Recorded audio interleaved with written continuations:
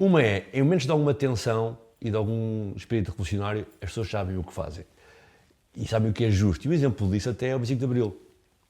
Porque quando houve o 25 de Abril, que foi na verdade um golpe militar, que tinha até propósitos também democráticos, mas tinha muito no seu âmago uma questão corporativa daqueles militares, Sim. não é? Quem fez a revolução foram as pessoas na rua.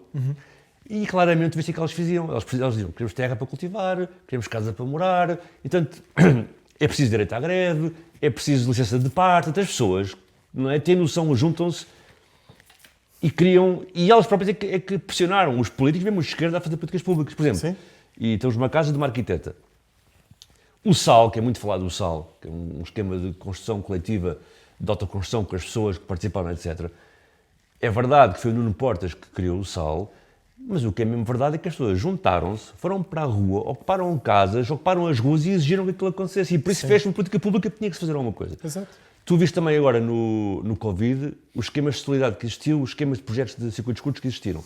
Viste também agora na tempestade os esquemas O apoio à solidariedade para criou. sítios Quer todos dizer diferentes. que isto é, as pessoas têm, apesar de tudo, em momentos mais de desaparecimento assim, de uma espécie de repressão aparente, sabem o que fazer coletivamente. Sim. Há essa cena.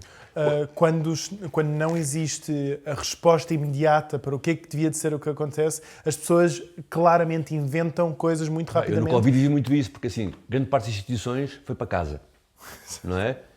Quem é que ficou nas zonas mais pobres? São pessoas que se auto-organizaram para organizar comedores populares, não é? Apoio de trabalhos de casa a pessoas. Foram as pessoas que fizeram isso dos seus bairros. Exato. Estás a ver? Pronto. Não estou a dizer que não haja uma visão do mundo em que tu possas exigir que o Estado faça isso, mas isso foi o que aconteceu. O que eu quero falar aqui mais é do instinto, não tanto da forma como... Mas o instinto está lá.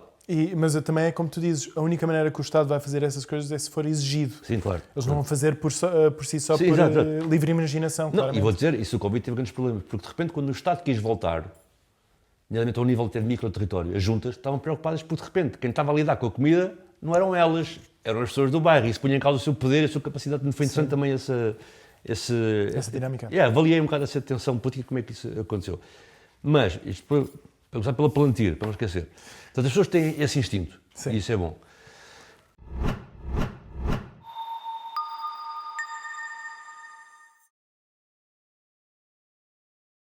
Bem-vindos ao podcast No Seu Melhor. Hoje temos connosco António Brito Guterres. Vamos falar sobre territórios no seu melhor. E nisso, também para dizer que esta temporada do podcast é apoiado pela Alves Ribeiro e a Lisboa Nova. E, se tu quiseres apoiar também, temos numa plataforma chamada Steady, temos um espaço também para apoiar. Com isso, muito obrigado por estares connosco, António. Obrigado. E para começar nesta jornada, para depois chegarmos ao no seu melhor, para um espaço no seu melhor, começar com quem és tu. Então, aliás, é o quem és tu e também o que é território para ti. Eu acho que um bocado essa definição também entrelaça-se, provavelmente.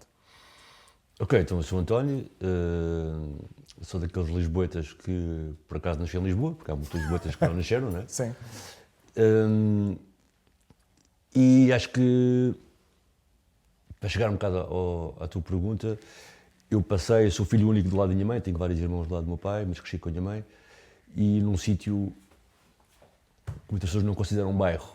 Talvez ainda hoje as pessoas não considerem aquele bairro, que é ali a zona entre Arroz e o Saldanha. Sim. E pronto, então eu até era a única criança da rua, portanto era assim bem acolhido por toda a gente. E isso obrigou-me a decifrar muita coisa. Para já, a deambular pelo espaço sozinho. Sim. E aprender com isso. E conhecer aquele espaço da cidade por dentro e por fora. Não, e depois olhar para um sítio da cidade, que é um sítio muito que as pessoas leem facilmente como um espaço de empresas, de muito tráfego, de muitos transportes públicos, e ver para além disso, não é? As minhas companhias de rua eram uma personagem que hoje já nem existe, que é o senhor do lixo, que era um senhor que ia às casas buscar o lixo, não é? Que era um trabalho voluntário, que as pessoas faziam aquilo, que era quase serviço público. Sim. Eram esses personagens, eram, na altura também, essa zona tinha muita prostituição, portanto eu parava muito com as mulheres na rua, até eram elas até que davam indicações aos meus familiares se já tinha vindo da escola ou não. Portanto havia assim, obrigava-me assim a... É uma comunidade. Sim, mas a ler para além do óbvio, não é? Sim, exato. Porque a leitura ali seria... Não morava ninguém, não seria crianças, o óbvio ali seria empresas, carros, transportes, pessoas a trocarem de linhas.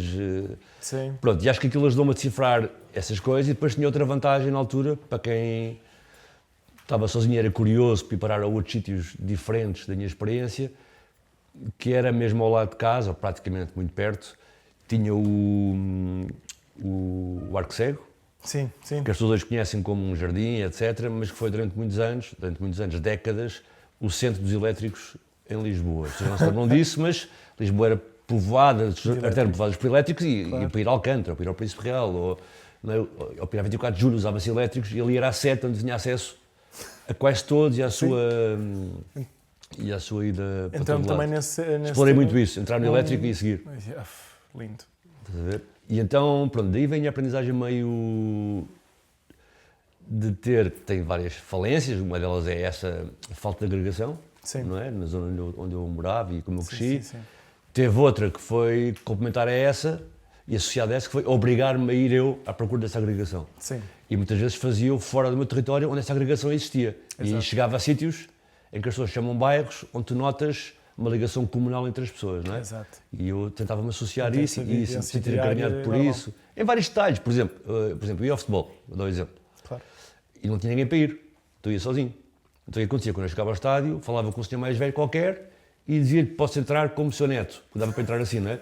Então havia estas experiências que hoje em dia acho que, eu tenho pensado muito sobre isso, que os jovens de hoje em dia, tenho filhas dessa idade, nem sabem brincar com a cidade dessa maneira. Não sabem deambular dessa maneira, não é? Saber como é que as coisas funcionam, como é que se interage, como é que as coisas com as aplicações e com o acesso digital. Estou a perder exercícios de memória, estou a perder exercícios de contacto, de saber ouvir não, de saber ouvir um sim.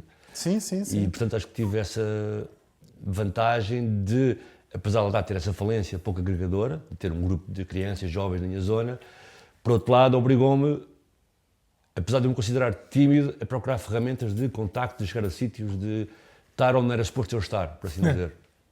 Que é ótimo. Também eu noto que eu cresci um bocadinho, uma década depois de ti, e eu acho que nisso também há muitas coisas que tu estás a dizer que também já não me são normais. Que já sim, também já não era uma vivência normal, mas também eu cresci na Expo, basicamente numa Expo que estava mesmo a ser construída. Eu vi a Expo a ser construída há muito tempo, e a Expo foi um espaço que, não com o meu contacto, mas eu vi que eles estavam a comunidade religiosa criou esta igreja com tempo, porque eles decidiram vir juntos. Então não havia uma comunidade instaurada que se estava a juntar. Então, às vezes que eu via pessoas de Moscavide ou de Portela, era sempre quando estávamos a jogar futebol no parque, coisas assim. É uma vivência diferente, e sim, eu não... Mas é também para realçar que esse instinto teu de ir procurar é um ótimo instinto também, é uma curiosidade que hoje em dia também é provavelmente mais difícil chegar a essa curiosidade também por facilidade de... Se eu tenho curiosidade, posso ir ver ao Google.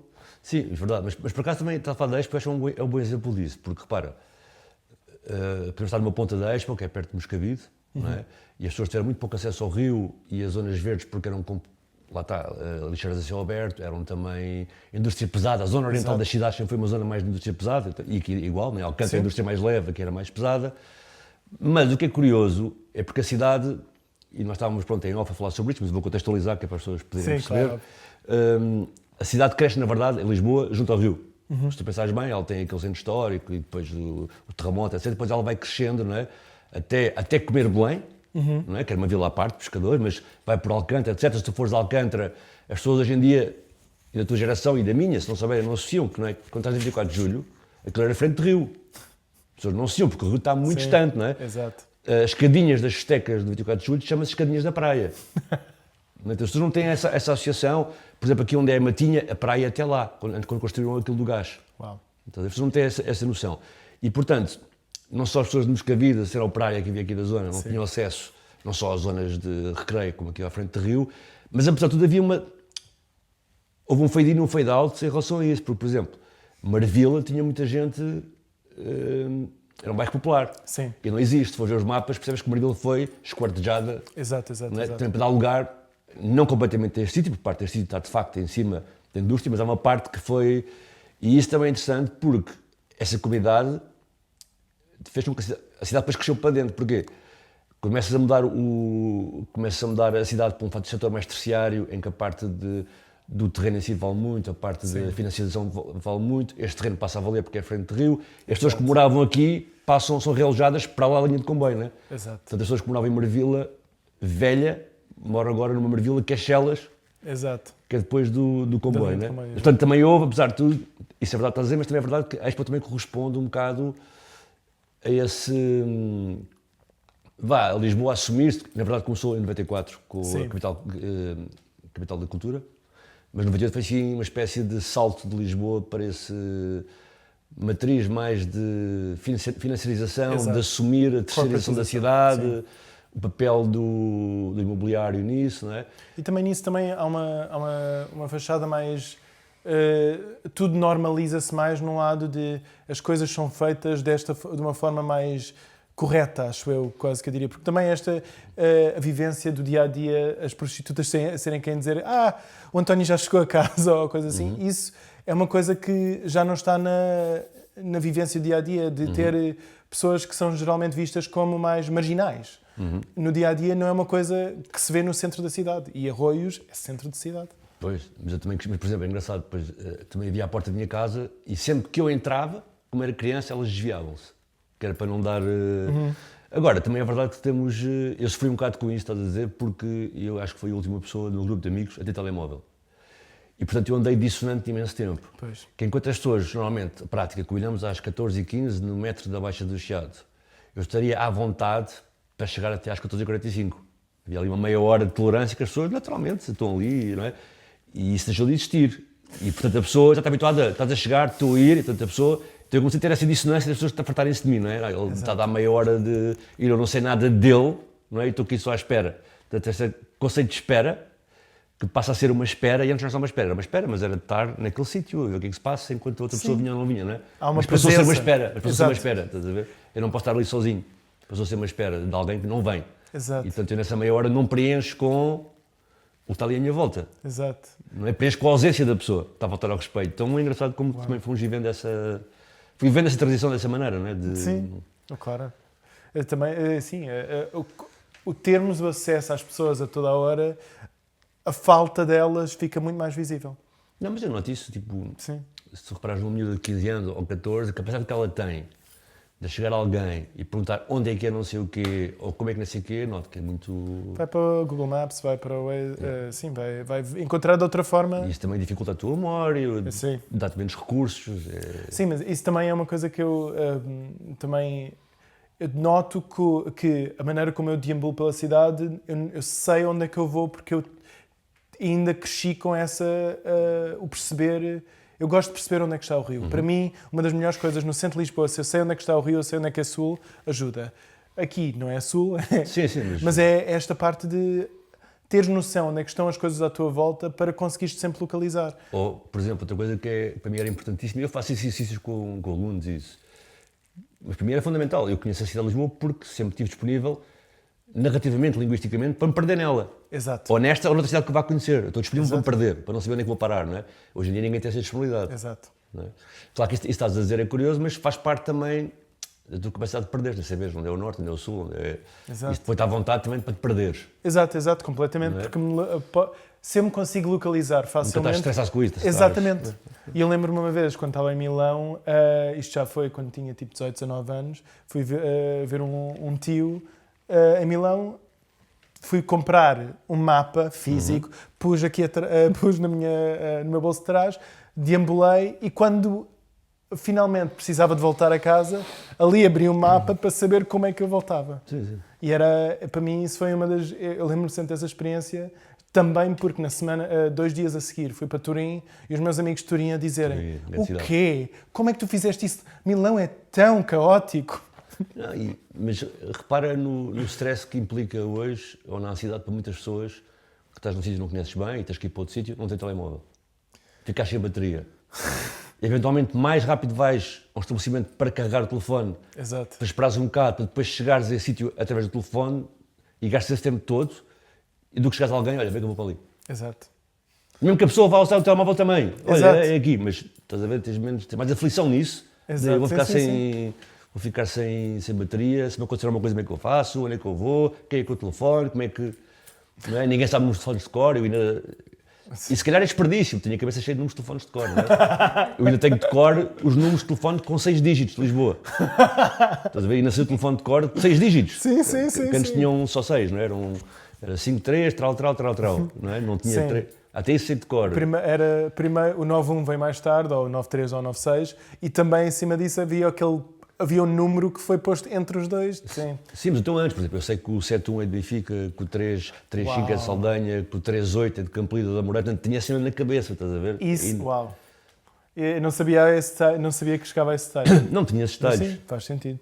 Mas assim, achei interessante. Agora sobre o território, agora sobre o número. Estava a fazer eu fiz uma exposição com mais pessoal no MAT em 2022, que era um bocado da história, uma outra história da expansão da cidade em democracia, chamava-se Interferências.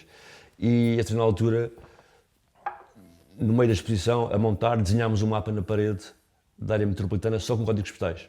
Uau! Okay? Porque muita gente associa códigos postais, principalmente quando estás fora de uma zona ou não te dão imaginário, tu tens muito o código, não é? Tens muito o código postal, como zona. Eu sou 2635, não é? Cada zona tem um código postal.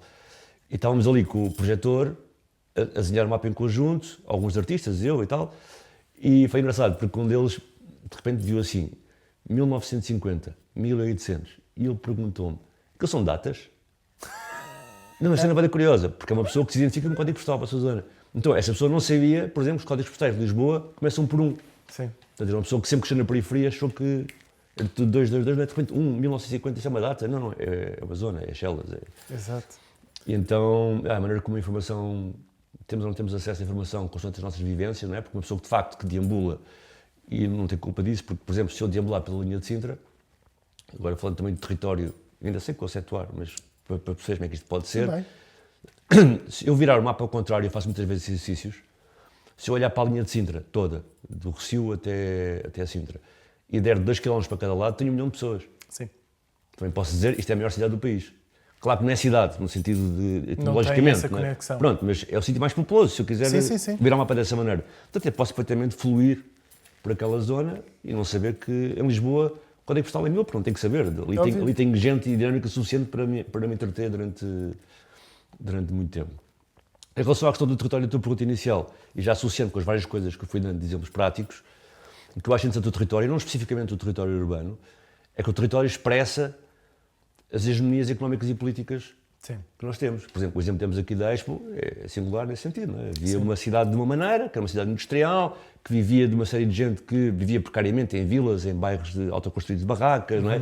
À volta, e de repente deixou de ser essa cidade porque dá-se uma globalização económica, pode-se transferir para mão de obra mais barata para outros sítios essas indústrias, isto passa a viver de uma terceirização, de circulação de dinheiro, às vezes até do dinheiro que sai desses sítios para onde foi deslocalizada a indústria que volta para aqui a nível do real estate, quer dizer, há uma série de dinâmicas que acontecem e isso faz com que, de repente, eu diga vou dar direito à habitação a estas pessoas, vão finalmente sair das barracas, tomem lá estes prédios, só que os prédios, entanto, já não são assim tão bons, são escondidos ali atrás, não é? E, portanto, isto tudo diz como é que a sociedade, ou seja, para mim, a questão do território, enquanto campo de análise de trabalho, não é tanto por uma especialidade, a lei do território, é mais porque é uma maneira simples e eficaz das pessoas perceberem o seu ponto de partida e onde estamos a morar. E também porque território acaba por ser flexível. Porque, por exemplo, nós tivemos mais um episódio que falámos de território no seu melhor, que é com a Isabel Benedito, que ela trabalha no Baixo Alentejo. Ela, a sede da cooperativa com a qual ela trabalha, que é a GDIM, é em Castro Verde, mas também engloba mais municípios. Então, olhando desse nível, o território acaba por ser muito maior, especialmente Baixo Alentejo, os municípios são enormes em termos de espaço físico. Então, também, território nisso dá o detalhe do bairro em que se está, até ao ponto de nós temos de lidar com várias dinâmicas que são, pelo lado mais da agricultura, vai ter sempre dinâmicas diferentes, pessoas diferentes, tamanhos diferentes. Como é que nós envolver comunidade de um nível e do outro tem parecenças, mas é diferente também pelo facto que o espaço físico muda muito. Sim, mas eu não quebro essa fronteira. Sim, exatamente. Por exemplo, acho, e isso é interessante sabermos, que temos limites de conhecimento, apesar de tudo. Ou seja, eu faço o meu papel, o papel é este, depois tu podes, para fazer aquilo, não podes estar todos juntos e fazer uma coisa maior, né? Mas imagina, quando tu olhas para as grandes indústrias que havia aqui em Lisboa, olhas para a CUF, ali do outro lado, Sim. do Barreiro, não é? Repara, tu tinhas muitos imigrantes do Alentejo a morar ali. Grande parte do pessoal está ali, proletário, veio do Alentejo. Tens o Alentejo, que é, ao contrário do norte do país, latifundiário. Portanto, tem um Sim. dono e grandes terrenos, não é? Enormes. E muita coisa que aconteceu. Uma das coisas que aconteceu até com a revolta liberal, e as pessoas não têm noção, foi, mais uma vez, produziu-se um layer sobre os baldios, em que as pessoas tiveram menos acesso aos baldios. Sim. Depois, durante o Estado Novo, voltou a acontecer. Ora, isso faz com que as pessoas tivessem dificuldade em sobreviver. Sim. As pessoas, ao contrário do Norte, onde há minifúndio, as pessoas podiam, apesar de trabalharem em algum lado, terem o seu próprio terreno e com isso Sim. complementar. Por isso também grandes indústrias foram feitas no Norte à custa de baixos salários, porque havia esta ecologia, não é? Exato. Tinham a Exatamente. rede de apoio local, entre aspas. Portanto, também teve, ou seja, o Val do Ave proliferou muito por causa dessas condições. No Alentejo, o que aconteceu? As pessoas tiveram Dependência. que sair dali para sobreviver, porque as pessoas tinham que pagar Sim. aos donos das terras para ter um bocado de terra para plantar as suas coisas, não é? Então o que acontece? As pessoas vêm para a cidade trabalhar nas indústrias que transformam os produtos que vêm do sítio onde foram embora, não é? Porque a indústria, imagina, da CUF transforma os produtos que vêm do Alentejo, não é? Sim. Então está tudo ligado nesse sentido em que a pessoa sai de lá exatamente porque há uma exploração do terreno dessa maneira, em que não dá oportunidades e implica tipo trabalhar à jornada, à hora, que não permite uma garantia, e vais para a cidade trabalhar a transformação desses produtos, está tudo ligado. Como está ligado também hoje em dia. Agora falando do Baixo Alentejo e desses campos, o fato de tu olhares para aquilo e pensares, imagina, havia uma forma, eu não sou perito nisto, mas estou a dar assim, uma forma de olhar para aquilo que era a questão do montado, que demorou muito tempo a consolidar-se, que é a Sim. forma de harmonia da zona rural e do Alentejo. De repente tens os terrenos cheios de estufas, tens os terrenos cheios de painéis solares, não é? Portanto, está-se a capitalizar também esse espaço, Sim. não de acordo com a sua possibilidade orgânica e ecológica, mas de acordo com uma exploração que tem a ver também com a terceirização que temos aqui, Exato. não é? E portanto, o que eu quero dizer com isto é, eu não consigo saber tudo, Sim, não precisas. mas tento ligar tudo, não é? Por exemplo, Tu está ligado? a pessoa, tu tiveste a Troika, e deves ter apanhado isso, não é? A partir de 2008, mas a Troika mesmo aqui em Portugal a partir de 2011, 12. Sim. Isso deu um avanço, ou um salto, ainda maior no tipo de terceirização económica Exato. do país, nomeadamente de baixa produtividade. Sim. Não é? Portanto, não foi uma terceirização baseada em tecnologia de ponte, não foi mais baseada em real estate, ou o que estás a ver, por exemplo, a nível da maneira como se está a usar a terra para exploração intensiva, não é? Sim, sim, sim. Foi isso sim, que aconteceu. E, portanto, o que aconteceu à nossa mão de obra? Qualificada, que foste melhorando, e depois para a gente chegar depois à conversa do que está melhor. Começou toda a emigrar também. Sim. Não é? Tu tiras um curso especialista e depois já fazes o que em Portugal. Até de base, de enfermeiro, de médico, tu vais para fora, não é? Exato. E de repente, alguém... Muitas pessoas da minha geração, Exatamente. o primeiro-ministro disse para nós Ir sairmos. embora, exatamente. Eu não vivia cá nessa altura, vivia em Londres. estavas fora, Eu adiantaste. estava a estudar lá. Sim, Então, mas o que quero dizer com isto não é? Entretanto, esta deslocalização que nós falamos há pouco, que obrigou Sim. à terceirização daqui, não é? Que provocou acabar com recursos ecológicos de uma série de comunidades. sim. Que, sei lá, o delta do Níger, não é? Está cheio de petrolíferos, as pessoas já não conseguem sequer pescar. Ou a agregação de indústria no Bangladesh tem alterações climáticas, as pessoas têm que vir para cá. Exato. Portanto, estás sempre numa economia de expulsos, não é? Porque eles foram expulsos da sua ecologia, tiveram que vir para aqui, os que estavam aqui foram expulsos da sua ecologia, foram para o UK e assim sucessivamente, não é? Nesta roda. E também tem muito relação com a ecologia. Por exemplo, vou dar um exemplo um bocado estúpido, mas o que é que o Brexit tem a ver com uma pessoa que está num bairro que é Corraleiro, que é aqui perto, encostado à parede, sem fazer nada com 50 anos? Não é? Porque agora ao Brexit, então eu vou, não vou à União Europeia, vou buscar a carne de bife à Austrália, não é? Está lá um campo, algures, onde estão umas vacas e esse campo está a produzir vacas de forma abusiva, que vai depois pagar um transporte, num navio, para vir até aqui, não é? Então a pessoa de 50 anos, que está aqui na Corraleira, que foi treinada para ter só a quarta classe, porque tem um trabalho manual, industrial, passa a ser inútil, porque até essas pessoas nem sequer têm ainda, por exemplo, a literacia digital para entrarem na terceirização 2, na restauração, que é preciso saber mexer em aplicações, não é? Exato. O que é que tem tudo a ver, não é? Sim. Que acabaste com... E foi giro que tu tiveste na altura do Covid uma grande discussão sobre quebra das cadeias de produção, Sim. uma conversa sobre, então vamos fazer os circuitos curtos, não sei o quê. Não estás a fazer nada disso, não é? Não, Só... mas sim, seria também algumas das conversas A primeira conversa que foi publicada esta temporada, que foi o António Coelho, uma das primeiras coisas que ele diz é a importância de circuitos curtos, o que é que Lisboa podia fazer. Ele em Mértola, agricultor em Mértola, a fazer trabalho tipo em semiárido, tentar fazer trabalho de regeneração, mas a dizer também em Lisboa é preciso circuitos curtos, há imenso espaço que podíamos usar para isso. Vou dar um exemplo. Se tu vês um cavalo, um conjunto de cavalos no campo, tu paras e vês um conjunto de cavalos. E está um doente, ok, está doente. Se tu vês um conjunto de cavalos em Lisboa, tu vais fazer um post, não sei aonde, a chamar o IRA para ir lá tirar os cavalos e que os ciganos tratam mal dos cavalos, vais logo criar esse tipo de condição, não é? Outro exemplo para teres uma ideia disso. Aqui bem perto, em Chelas, há ali um vale. Sim. Isso já lá vi cavalos. Não, eu conheço o pessoal dos cavalos, mas a questão é essa. Tipo, agora dá exemplo, tinhas montes de hortas comunitárias. Sim. E que sempre existiram, sim, como o António disse, sempre existiram, mas foi interessante, na altura da crise, a pessoa tocou logo a terra. Eu conheço muitos sítios onde eu trabalho que, de repente, hortas, pessoas a comprarem bombas coletivamente para sacar a água, para espalharem coletivamente em cada plot de terra, pessoas a construírem pontes suspensas para atravessar um riacho e poder aceder a mais terra. Tu assistes a essa... Sim.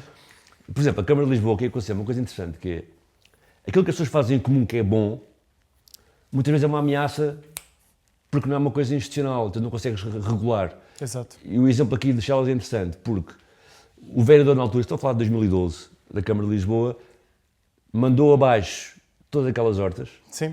E fez hortas de recreio. Sim. E a lógica era, a parte de uma lógica logo à partida, que é, não há pessoas com fome em Lisboa, não há pessoas, e mesmo que não tenham fome, que querem ter direito a plantar a sua alimentação. Muitas pessoas que vieram para Lisboa também vieram de espaços onde a agricultura é uma cena super normal, então vieram também exercer uma coisa que faziam lá, mas de uma forma mais minha. Para além da hipótese de eu poder fazer porque quer, Exato, não é? Pronto. Também. Então o que se fez foi, destruiu-se aquilo tudo, criou-se um coisa de plots todo arranjandinho, com um regulamento que é só para recreio. Regularizado. É só para recreio. Sim. Não parte do pressuposto que a pessoa precisa daquilo para comer, não é? Exato. Então imagina, uma série de mulheres sem documentos não podem aceder, e tinham lá a horta e perderam, as pessoas tinham partes da horta que eram comunitárias, que eram comuns, não podes ter, são individuais, as pessoas tinham esquemas de trocas, porque comuns quer dizer que eu não posso culpar ninguém se alguma coisa correr mal, então tenho que pôr em nome individual, porque pode ser a tua culpa de repente, e assim está tudo bem, porque eu posso te culpar. Então é interessante como o sistema público às vezes agarra em coisas que são um bom diagnóstico, porque as pessoas estão a fazer aquilo por uma razão Exatamente. E transformam numa coisa que lhes serve assim de promoção, mas que de facto depois é má a nível de... Pode ser boa para alguém, claro, uma pessoa que tenha acesso a uma horta daquelas, que ignore todo esse passado, que isto hoje em dia é possível fazer isso, não é? Sim. Porque a informação está segregada. Ou seja, eu estou a apontar uma coisa que eu ganhei da Câmara, eu não sei que ali estava uma senhora que morava em frente e que realmente precisava, não é? Sim. E isso hoje em dia também pode acontecer, o que faz com que as pessoas não tenham noção de que quando estão a fazer isso, também estão de livre vontade a fazê-lo, e é bom, mas não sabem que por estarem a aderir àquilo, acabaram com o ecossistema que existia. Sim, também foi a mesma coisa que aconteceu na Graça, também havia um espaço... Nossa Senhora do Monte. Exato. Foi um espaço que era comum e depois foi tornado... Assim, há vários sítios em Lisboa, basicamente. Mas aí foi mesmo, começaram a cortar a água, começaram a não sei o quê, até que destruíram e fizeram um esquema... Mas isso é interessante, porque a política pública a privatizar o comum, é um bocado estranho. Exato. Diz uma coisa que as pessoas fizeram de forma livre, estava ali arranjadinha, etc. De repente, não, vamos destruir isto tudo e vamos fazer uma coisa que passa a ser nossa, que tem um regulamento, nada falado com as pessoas, nada negociado, nada pensado, não é? Pronto. Antes de ainda irmos olhar para uma coisa mais no seu melhor, porque também nós estamos a falar de coisas no seu melhor já, só que não foram bem tratadas. Estamos a falar do curto-circuito. Mas também... mais alguma coisa que falta neste tema de território de... Aliás, sim, neste lado, eu acho que era isto. É um lado de como é que comunidades ainda existem em Lisboa. Porque eu acho que Lisboa, quando eu penso em Lisboa, quando eu penso na maneira como eu vejo pessoas a verem Lisboa, os bairros, pessoas que conhecem os bairros melhor, sentem alguma pertença a um sítio que tenha alguma conexão direta. Mas depois, quando é sobre Lisboa, eu acho que dissipa-se muito esta energia. É tipo, Lisboa é a minha cidade não por causa das pessoas que eu conheço, mas é porque é a minha cidade, faz parte. Eu estou aqui, eu vivo cá todos os dias, mas esta parte comunitária, eu acho que era bom ter uma imagem de como é que comunidade se vive hoje em dia em Lisboa.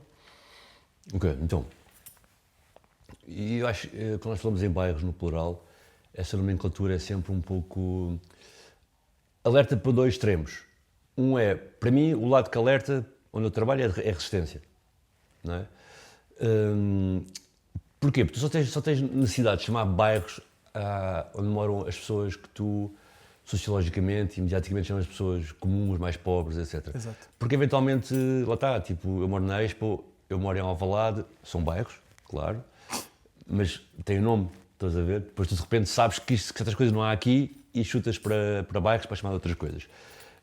Nada é por acaso, aquilo que falámos há pouco da terceirização da cidade. É curioso porque, imagina, uma pessoa que investe em real estate ganha imenso ao ano, não é?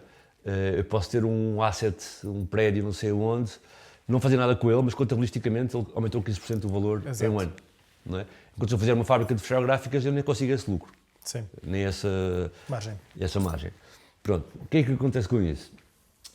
Acontece que essas pessoas estão a fazer esse tipo de investimento e pensamento sobre sociedade, estão a ganhar muito dinheiro, mas nós coletivamente não estamos. Exato. Porque depois, esse tipo de investimentos tem uma série de ónus e dispensas de pagamentos fiscais que não pagam, comparado com o resto. Né? Tu sabes que uma pessoa, por exemplo, que tem um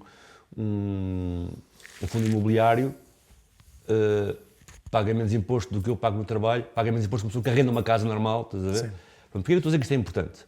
Porque de repente, quando tu olhas para a cidade que estás a falar, eu se olhar para a minha rua, por exemplo, eu moro perto de ti, houve um apagão, eu vou ter contigo, tu ajudas-me, eu também tenho um problema de fónus, vou lá, ajudo-te, vamos ao hospital, chamo-me 112, não é? Vimos um buraco no chão, eu e tu moramos naquela rua sempre, portanto olhamos para o buraco, vamos telefonar junto, etc. Quando a cidade não é assim, e passa a ser o que tu descreveste que está a ser, em que nessa rua já não há o António nem o Ben, há pessoas que não se conhecem, uma que está lá há 1 ano, uma está lá há 10, outra está lá há 6 meses, outra está lá há 3 semanas. Sim. Ninguém vai olhar para o buraco e para fazer alguma coisa com aquilo. Pois. Ninguém vai olhar para o parque infantil e ver se o parque infantil está com problemas que têm que ser melhorados. E este custo todo, incluindo a pessoa sénior, que não foi ajudada porque não tinha ninguém, vai custar mais a nós todos, porque vais ao SNS, estás a ver? É engraçado porque estás, por um lado, a dar muito dinheiro a privados que não contribuem para o coletivo, estás a ver? E a questão é que as pessoas dizem que esse dinheiro que vem do dinheiro desse tipo é contra nada, não é contra nada. Ou seja, quando eu digo, imagina, por alto, houve 4 mil milhões de investimento de Visa Gold, para dar o exemplo. Sim. E dizem tipo, ok, conseguimos isto. Não, isso não é contra zero. Se não houver esses 4 mil milhões, há outras coisas, há transações na mesma, entre nós, e há este sentido comum, que eu te falei há pouco, que também tem um poderio económico brutal. É um poderio económico brutal, mas não é mensurado da mesma forma. E não sendo mensurado, é como se não acontecesse muitas vezes. Eu lembro-me quando eu estudei economia e gestão ambiental, uma das coisas que nós aprendemos foi Ecosystem Services. E foi mesmo serviços que o ecossistema está a prestar. Basicamente, uma maneira económica de dizer, mas também para explicar, de dizer é isto para que a natureza serve. Que é uma... Como alguém que cresceu com o lado ambiental forte, isto foi sempre um bocado de... Isto é muito interessante por causa das lacunas que se tem na economia e na gestão. Mas tu podes mesurar sempre. A questão é que... Depois há outra questão que estamos mais à frente de falar que tem a ver com a narrativa. Quem é que tem o dom e a capacidade de impor a narrativa, né, sobre isso? Porque, de facto, imagina, se eu tenho 6 séniores no meu prédio, eles não conhecerem ninguém, eu posso conseguir estimar quanto é que custou ao SNS o facto de eles não conhecerem ninguém e terem chegado no momento mais urgente. Incluindo o buraco. Porque a questão é, depois o país só cresce 0,5%. Não é? E o buraco está a aumentar porque nós deixamos de ter a coesão de tratar dele. Estás a ver? Mas a pessoa que investiu na cidade de uma maneira que faça com que a gente não esteja coesão entre nós está a ganhar 15, 20, 100%. Exato. Estás a ver? Portanto, essa questão do território é isso. E depois do outro lado, tens aquilo que tu chamas bairros, no plural, que na verdade, se tu vires bem, são espaços de resistência. Sim. Porque são espaços onde estão as pessoas que não tiveram, em muitos casos, a oportunidade de escolher. Enquanto uma pessoa escolhe, eu recebo X de ordenado e consigo, mesmo na classe média, morar aqui ou morar ali, nesta tipologia, não é? Tu estás a falar das pessoas que foram empurradas para determinado sítio. Sim. Estás a ver? E muitas vezes, sim, também houve... a maneira como Lisboa lidou com, entre aspas, os bairros de lata foi, alguns deles, pôr no sítio parecido. Eu sei que, por exemplo, na Bela Flor, as pessoas que viviam ali em bairros de lata viviam depois em prédios lá, conseguiram ganhar esse direito, mas depois... em bairros mais problemáticos, empurraram para sítios completamente diferentes e esquartejaram, basicamente... Para dar um exemplo, há aqui uma questão política que é, os bairros foram quase todos construídos dentro dos concelhos onde estavam, o que quer dizer que em Lisboa tornou-se muito difícil fazer o que estás a dizer. Sim. Okay? Enquanto nos concelhos à volta, quando chegámos nos anos 90 e 2000, tu tinhas zonas interiores muito rurais de terrenos baratos. Sim. Portanto, se tu fores agarrar nos bairros que existiam onde está a ponte ao nosso lado, não é? Eles estão ao pé de unhos, estás a ver? Estão na apelação, sítios rurais onde não havia nada, onde o terreno era barato. Sim. E a ideia foi tirá-los daqui. Portanto, eles deixaram Sim. de ter acesso ao lugar central da cidade e passaram a ter um sítio Marginalizado. marginalizado. E depois tem outro problema que é o sítio onde tu nasces e tu cresces em Portugal define o teu futuro. Sim. Isso. Em Portugal e em qualquer outro sítio. Sim, mas sim. Sim, mas tem a ver com política pública também, porque há sítios que tens isso, mas tiveste obrigações escolares de escolas. Aliás, houve muitas lutas nos Estados Unidos sobre isso, Sim. que obrigaram a integração das escolas, não é? Exato. Portanto, pessoas que vinham de uma comunidade podiam ir para escolas de outra. Aqui não. Portanto, aqui imagina, se eu cresço na apelação, eu vou ter acesso àquela esquadra em específico, vou ter acesso àquele centro de saúde em específico, vou ter acesso àquela escola em específico, e isso vai moldar muito do meu caminho, estás a ver? Para além de já estou isolado e não tenho acesso a transportes, etc. E, portanto, há um exemplo que eu dou, eu tive um programa na Antena 1, é um exemplo, este exemplo também é estatístico, mas eu estou a dar um exemplo corporado para as pessoas poderem olhar.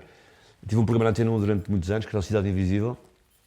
Todas as pessoas que foram àquele programa, que vêm desses territórios e que são licenciadas, não fizeram a escola na escola dos seus bairros.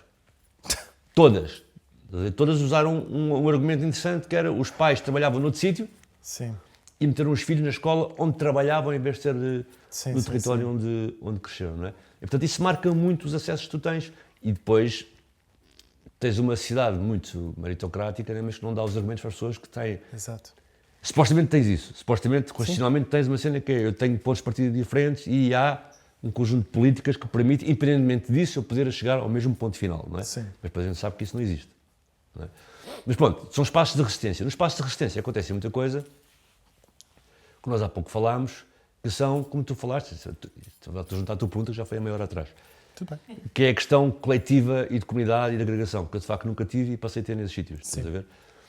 E que é as pessoas de facto que resistem, as pessoas ao resistirem fazem coisas em conjunto. E isso é parte da esperança do futuro, que é tornada mais pública, quando que acontece todos os dias nesta cidade e em todas, mas torna-se mais pública quando tu vês um evento como a tempestade que existiu agora, ou o apagão, tu vês isso, não é? Sim. Mas essas particularidades existem no dia-a-dia. As pessoas compram comida em conjunto, as pessoas cultivam em conjunto, as pessoas arranjam espaços coletivos para fazer as suas atividades quando elas não existem política pública, elas têm sistemas de segurança social e informal porque são precárias, não têm documentos e o Estado não garante, e permite ler muito o que é preciso fazer e o que é preciso construir com as pessoas.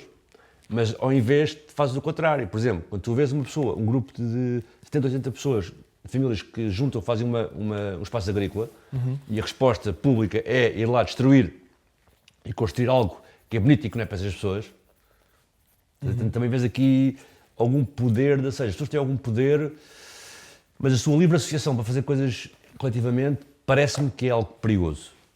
Não está institucionalizado. É algo que não vem nos regulamentos, nem sequer familiares, porque não, nem sequer há um casamento, não há apadrinhamento, são ligações que as pessoas têm, que são poderosas e que eu acho que isso põe em causa o sistema onde nós estamos. Sim.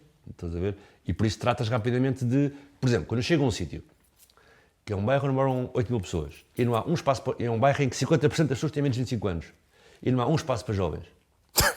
Mas tu vês que há uma cave, que é de manutenção dos esgotos, que os jovens estão lá dentro. Organizados, fazem aquilo como sede esportiva, fazem aquilo para jogarem PlayStation, para fazerem música em conjunto, etc.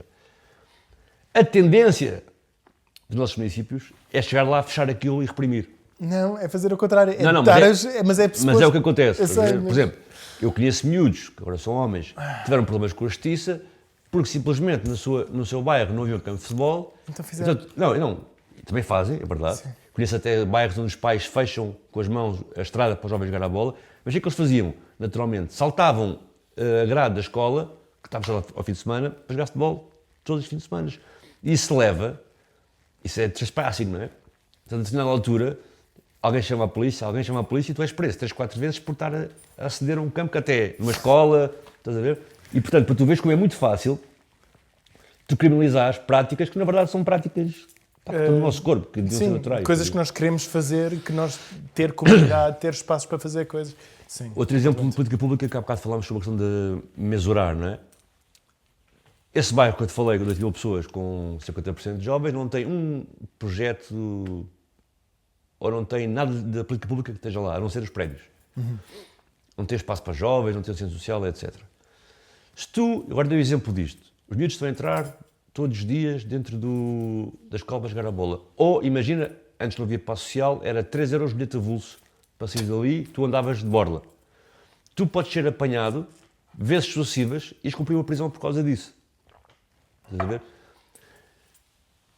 O programa de jovens que há para jovens destes territórios em Portugal chama-se Programa Escolhas. E há pouquíssimos.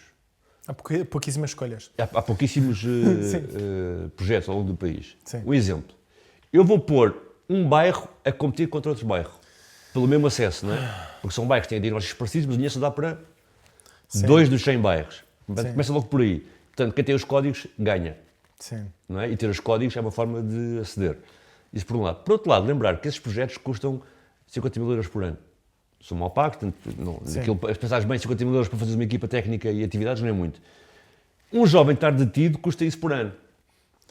Portanto, demonstra bem, estás a ver, que tu podias ter uma economia, e até uma economia de política pública a funcionar para todos, em pessoas que depois têm a hipótese de escolha, de circular, de trabalhar, de descontar, mas tu preferes quase ter um sistema de punição que é mais caro. Que é mais caro. Mas que mete determinadas coisas na ordem e essa ordem expressa-se no território, como eu te disse, por isso é que eu acho interessante olhar para o território. Sim. Completamente.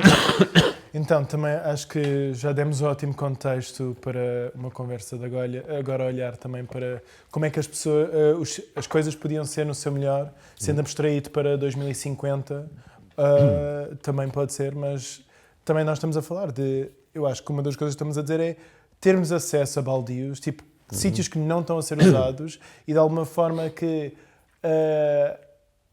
a livre iniciativa de estarmos a usar um espaço que não está a ser utilizado, estarmos a melhorar um espaço, basicamente, estarmos a criar energia de comunidade, que melhora o ambiente também que está lá, que melhora a utilidade do nosso espaço, cria mesmo esta conexão entre as pessoas, que está um bocado a faltar hoje em dia. Isso é uma das coisas que estamos a dizer. Isso que já se viu na Graça, que já se viu em Chelas, que depois foi reprimido, era só não reprimir, basicamente. Sim, eu acho que, pronto, agora era um bocado aquelas técnicas de foresight, aqueles cursos que eu tirei. Sim. Quando era gestor de política pública, mas que faziam essas coisas, não é? Como é que vai ser em 2050? Bem, é verdade que, agora só para chatear, porque foi assim que me introduziram, que o mundo não está bom.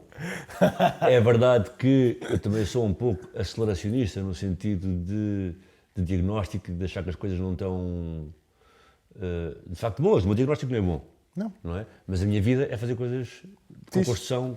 Pronto, há esta. Não é mesmo dissonância, porque eu preciso ter esse diagnóstico para poder saber o que estou a fazer. Exato. Pronto, isso por um lado. E o facto do estado geral da cidade estar mau também nos compromete naquilo que temos que fazer e como temos que fazer. Por exemplo, nós agora falamos deste toque, falta pessoas como na Terra e pessoas umas com as outras. Se calhar, aquilo que falámos no início da conversa dos circuitos curtos, se calhar com algum cataclismo que está a acontecer, pode-nos levar a pensar que realmente é importante fazê-los. Sim, eu acho que houve... E ter uma vida mais slow, não é? E, portanto, isto, agora... Houve muitas pessoas que perceberam muitas coisas através do Covid, não que continuámos depois, mas sim, houve muitas pessoas que perceberam muita coisa depois de 2008, não continuámos outra vez, houve coisas, mas a parte de estes momentos mini-cataclísmicos, porque nem foram horríveis para muitas pessoas, 2008 e o Covid, mas foi uma coisa, eu acho que podíamos ter, e nem isso, a política pública também devia de acompanhar também a iniciativa pessoal, mas não acompanha. Aprendemos muita coisa que depois foi parado sempre, mas é a parte de... eu acho também, eu sou mesmo da opinião, que eu sei que não é uma opinião muito comprovada, mas também é, que nós não precisamos de ver o pior para conseguirmos fazer melhor. Não, mas já vou lá ao melhor. Sim. Eu acho só que uma coisa importante temos de ter noção é quem são os nossos inimigos, o que é que eles estão a fazer também. Tu estás a ter neste momento, precisamente estamos aqui os dois, e pronto, quem for ver isto pode ver agora, como pode ver daqui a uns anos, não é? Portanto, só para contextualizar. Tens o Peter Thiel, sabes quem é? Sim. A fazer as conferências de Roma numa versão aceleracionista de sobreposição completa da tecnologia sobre o homem, não é? Etc. Mas a verdade é que o Peter Thiel tem muito poder. E esse pessoal é pessoal próximo do J.D. Vance e dessa... Sim, não é? sim. Portanto, tens de ter noção de que é que eles estão a querer instaurar E as conferências impor. de Roma sempre, na sua origem, são conferências que são mais conservadoras, porque na base, as conferências de Roma queriam sempre... Olha, nós estamos a usar demais destes materiais, temos de ter cuidado Sim, para sim. não conseguir, para nós não irmos a mais do que é que nós estamos, do que nós temos de fazer. Não, mas eu... Há 200 anos eles já estão a dizer que estamos no fim do mundo. Sim, mas eu vou lá por aí, calma. Pronto. Eles estão com essa agenda. Sim. Estás a ver? E não é por acaso. Quando tu vês empresas como a Palantir, por exemplo, o CEO da Palantir, Que é o Peter Thiel? Não. não, que é o Class, sim. ou aquele... Sim, o outro. Ele é filho de um pai judeu e de uma mãe afro-americana, esquerdista, ele cresceu nos manifes. Ele foi estudar para Frankfurt, porque queria estar perto do Habermas, e foi estudar o que é que existe nos corpos e na sociedade atual alemã de réstia do nazismo. Portanto, são pessoas espertas, inteligentes, não é? Que depois vai fazer a Palantir, que, para quem está a ouvir, é uma cena que cria esquemas de análise de, sei lá, que pode, por exemplo, está a ser usada pelo ICE para cruzar os dados dos imigrantes com as redes sociais de onde é que eles estão, está a ser usado agora na guerra do Irão, etc. Sim. Para que eu acho que isto é importante, estou a dizer isto. E chegar à parte positiva. Para mim, há várias. Sim. Uma é, em momentos de alguma tensão e de algum espírito revolucionário, as pessoas sabem o que fazem.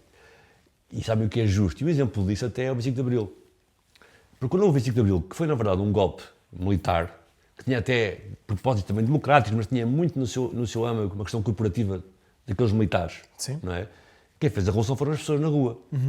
E claramente vê-se o que elas faziam. Elas diziam, queremos terra para cultivar, queremos casa para morar, e portanto é preciso direito à greve, é preciso licença de parte. Portanto, as pessoas, não é, têm noção, juntam-se e criam, e elas próprias é que pressionaram os políticos, mesmo os de esquerda, a fazer políticas públicas. Por exemplo, Sim.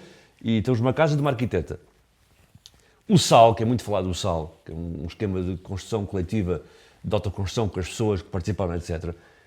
É verdade que foi o Nuno Portas que criou o SAL, mas o que é mesmo verdade é que as pessoas juntaram-se, foram para a rua, ocuparam casas, ocuparam as ruas e exigiram que aquilo acontecesse. E por isso fez uma política pública que tinha que se fazer alguma coisa. Exato. Tu viste também agora no Covid os esquemas de solidariedade que existiu, os esquemas de projetos de circuitos curtos que existiram. Viste também agora na tempestade os esquemas de solidariedade O apoio a solidariedade para criou. sítios Quer todos dizer diferentes. que isto é, as pessoas têm, apesar de tudo, em momentos mais de desaparecimento de vada, assim de uma espécie de repressão aparente, sabem o quanto fazer coletivamente. Sim. Portanto, há essa cena. Quando não existe a resposta imediata para o que é que devia de ser o que acontece, as pessoas claramente inventam coisas muito Eu no rapidamente. Covid dizia muito isso, porque assim, grande parte das instituições foi para casa, não é? Quem é que ficou nas zonas mais pobres? São pessoas que se auto-organizaram para Exato. organizar comedores populares, não é? Apoio de trabalhos de casa a pessoas. Foram as pessoas que fizeram isso dos seus bairros. Exato. Estás a ver? Pronto. Não estou a dizer que não haja uma visão do mundo em que tu possas exigir que o Estado faça isso, mas isso foi o que aconteceu. O que eu quero falar aqui mais é do instinto, não tanto da forma como... Mas o instinto está lá.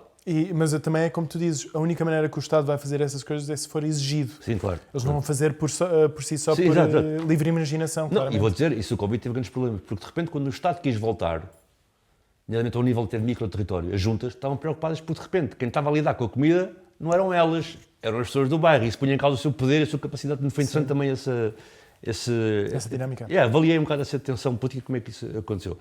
Mas, isto para começar pela Palantir, para não esquecer. Portanto, as pessoas têm esse instinto, Sim. e isso é bom. Eu faço parte de uma geração, como estás a falar há pouco, eu fui jovem dos anos 90, não é? Portanto, imagina, uma cena importante para mim, a nível de aspiração, foi o que os zapatistas fizeram no Ano Novo, 94. Sim. Não é? Eu tinha 14, 15 anos, aquilo para mim foi histórico, não é? De repente ver aquilo a acontecer, que de repente vamos tomar a terra, vamos lutar contra aquilo que falámos há pouco, a maneira como a economia global está organizada para uns espezinharem outros, não é? Pronto. Nós, nessa geração, que andámos pelo mundo a impedir cimeiras, acordo comercial mundial, não é? Achámos mesmo que íamos conseguir fazer alguma coisa. Depois houve duas coisas que aconteceram ao mesmo tempo, foi uma repressão brutal, que foi em Génova, em 2001, na missão de Gelo, que até mataram um manifestante e depois vários foram mortos nos dias seguintes, e depois foi logo a seguir um 11 de setembro. Sim. As guerras existem também para desfocar-nos um pouco das lutas do dia-a-dia e irmos para outra...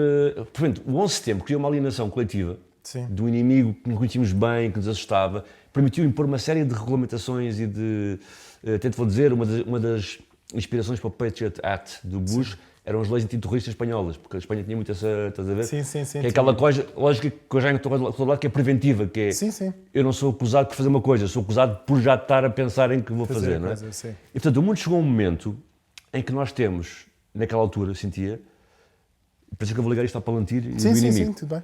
Chegou um momento, naquela altura, que nós achámos o seguinte: o acesso ao conhecimento e o acesso ao conhecimento, como isto funciona, é tão vasto que vai ser difícil de enganar-nos. O que isso quer dizer?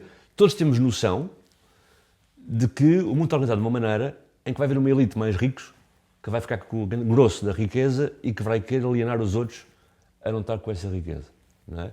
E estás a falar também, estás a falar de um período a seguir à queda do muro, ao fim da União Soviética, havia essa disponibilidade para pensar o mundo desta maneira. Não é? Pronto. E, portanto, isso é muito perigoso quando tu tens uma série de pessoas que sabe que há riqueza para dividir por todos, para todos vivermos bem. Sim. Isso torna-se perigoso, não é? Isto também nos anos 2000, em que as pessoas estavam a sentir mais conforto do lado... Só com a crise económica é que houve muito esta consciência de espera um bocado, as coisas não estão bem. Mas a questão agora é essa. O que é que se criou? Qual foi um dos entraves que se criaram a tu deixares de ter um exército de descontentes global que sabe como é que a coisa funciona, para até parte desse exército de descontentes agora votar na extrema-direita. E é aí que entram pessoas como o Peter Thiel e esses mecanismos que nos permitiram arranjar como inimigo o nosso próximo. Sim. E não esta visão de como o mundo funciona, porque mesmo a pessoa... É que até é curioso que até a pessoa que tem o próximo como inimigo também sabe que o mundo está organizado assim. Exato. Mas foca-se mais naquilo que tem acesso. Exato. Também podes fazer alguma coisa sobre isso, mas também volta ao que estavas a dizer antes volta na parte de... Estavas a falar de comunidades, do acesso à comunidade, isto no dia-a-dia. É muito mais difícil sentires que o próximo é o problema quando tu tens acesso diário aos próximos. Claro, exatamente. Mas está mesmo bem feito, porque eu consigo estar na mesma rua, no mesmo passeio que certa pessoa e ela ser a minha inimiga quando não é, estás a ver? Exato. Quando estamos a viver... Eu vivi isso muito dia-a-dia, vou dar um exemplo. Eu trabalho com miúdos, agora está a acontecer esta interseção, miúdos que vêm, miúdos brancos de bairros pobres de Lata, de Lisboa, não é? Que gozam com miúdos indianos do Bangladesh que vieram de bairros de Lata, de Dhaka ou de Delhi, não é? E têm a mesma proveniência, ou seja, eles estão no mesmo sítio nas suas sociedades, estás a ver? Sim. Mas tu conseguiste causar essa... divisão. Pronto, e portanto quando eu digo esta análise de não, eu estou a tentar fazer isso, é o que eu estou a tentar fazer. E portanto as pessoas que eu conheço nestas comunidades, que são pessoas solidárias, que olham umas pelas outras, etc., estão a votar no Chega. Sim. Okay? Porque acham que quando sai do plano do passeio, aquilo que é preciso, não é? Porque já se tiram que foram enganados por todos. Exato. Portanto, eu acho que... E essa narrativa conseguiu-se impor muito bem, porque tem alguma verdade e também... Mas sobre o futuro e sobre o bom, Sim. eu acho que as pessoas quando há stress juntam-se, têm uma noção coletiva de justiça, Sim. apesar de tudo, e o trabalho que temos que fazer é um trabalho muito narrativo. Não é? Sobre isto da riqueza e da divisão e da partilha. Há um relatório da OCDE, que sai 3 em 3 anos, 2 em 2, depende, que chama-se Society at a Glance. Society at a Glance. Sociedade a um... Sim, um olhar sobre a sociedade. Sim. Pronto. E há uma parte em que eles dizem para onde vai parar o dinheiro público em cada país. E o que eles fazem? Eles agarram em todo o dinheiro público que existe naquele país e dizem se ele fosse distribuído por pessoas individuais, onde é que ele estaria. Sim. E o que é interessante em Portugal é que grande parte do dinheiro público vai cerca de 30 a 40, depende do ano. Depois do Covid diminuiu porque houve um investimento do Estado, mas normalmente é 40% para o quintil dos mais ricos. E apenas 12% para o quintil dos mais pobres. Mas a narrativa que está a ser discutida hoje em dia é os 300 milhões que tu gastas no RSI, no Renda Social de Inserção. É o dinheiro que tu gastas em política pública. Sim. Mas nós damos mais dinheiro... Subsídios às empresas grandes. Às multinacionais do que realmente para as pessoas. E, portanto, quando eu digo mudar a narrativa, sim, é mesmo para desmontar essa questão que falámos do exército de descontentes que está a votar na extrema-direita e que não se está a unir à volta de um bem comum, temos que desmontar essa narrativa, mas é muito difícil. Pá. E também uma coisa muito parecida, porque nós nos últimos anos temos feito programas sobre alimentação, sobre regeneração em termos de terra e também de cozinharmos. E nisso, uma das narrativas que tem sido muito fáceis é pessoas que estão a fazer a agricultura, entre aspas, da boa, também tipo, as empresas grandes que têm grandes terrenos a fazerem produção monocultural que estão e cheio de pesticidas, etc., são subsidiodependentes e a falar como se isso fosse uma coisa especificamente má. Sim, é mau que nós estamos a dar todo este dinheiro a monoculturas gigantes que estão a empobrecer o solo. Mas subsídios servem também para ajudar a agricultura a ser uma coisa mais acessível, ser que a comida seja uma coisa que pessoas possam comprar, tenham essa... Então é a parte também de... Não é o que haja dinheiro para contribuir, não é o mau. O mau é mesmo onde é que nós estamos a escolher a pôr o dinheiro. Sim, basta fazer assim, vais assim, escreves assim. Ao Google e fazem assim, escrevam. Multinacional Arcos de Valdevez. Arcos quê? Arcos de Valdevez, é uma terra no norte. Sim. E vocês vão ver que há uma empresa multinacional que estava lá, que fazia componentes dentro da cadeia de produção para automóveis e que despediram 300 trabalhadores porque faliu, fechou a fábrica ali, deslocalizou a fábrica e tu vês que há um ano recebeu do PRR X milhões de euros, estás a ver? E aquilo que eles receberam de PRR, nunca nenhuma política pública ou comunidade territorial que eu conheço recebeu, estás a ver? E portanto o dinheiro está mesmo dividido dessa maneira, nós não temos esse conhecimento, achamos em geral não é? Mas portanto o que quer dizer com isto é, há riqueza que dá para distribuir, nós estamos aqui na cantiga de que não há e a disputar naturalmente, na base do sistema, as pessoas estão a disputar as pequenas, dentro da precariedade, os pequenos direitos que conseguem ter, todos disputar entre si.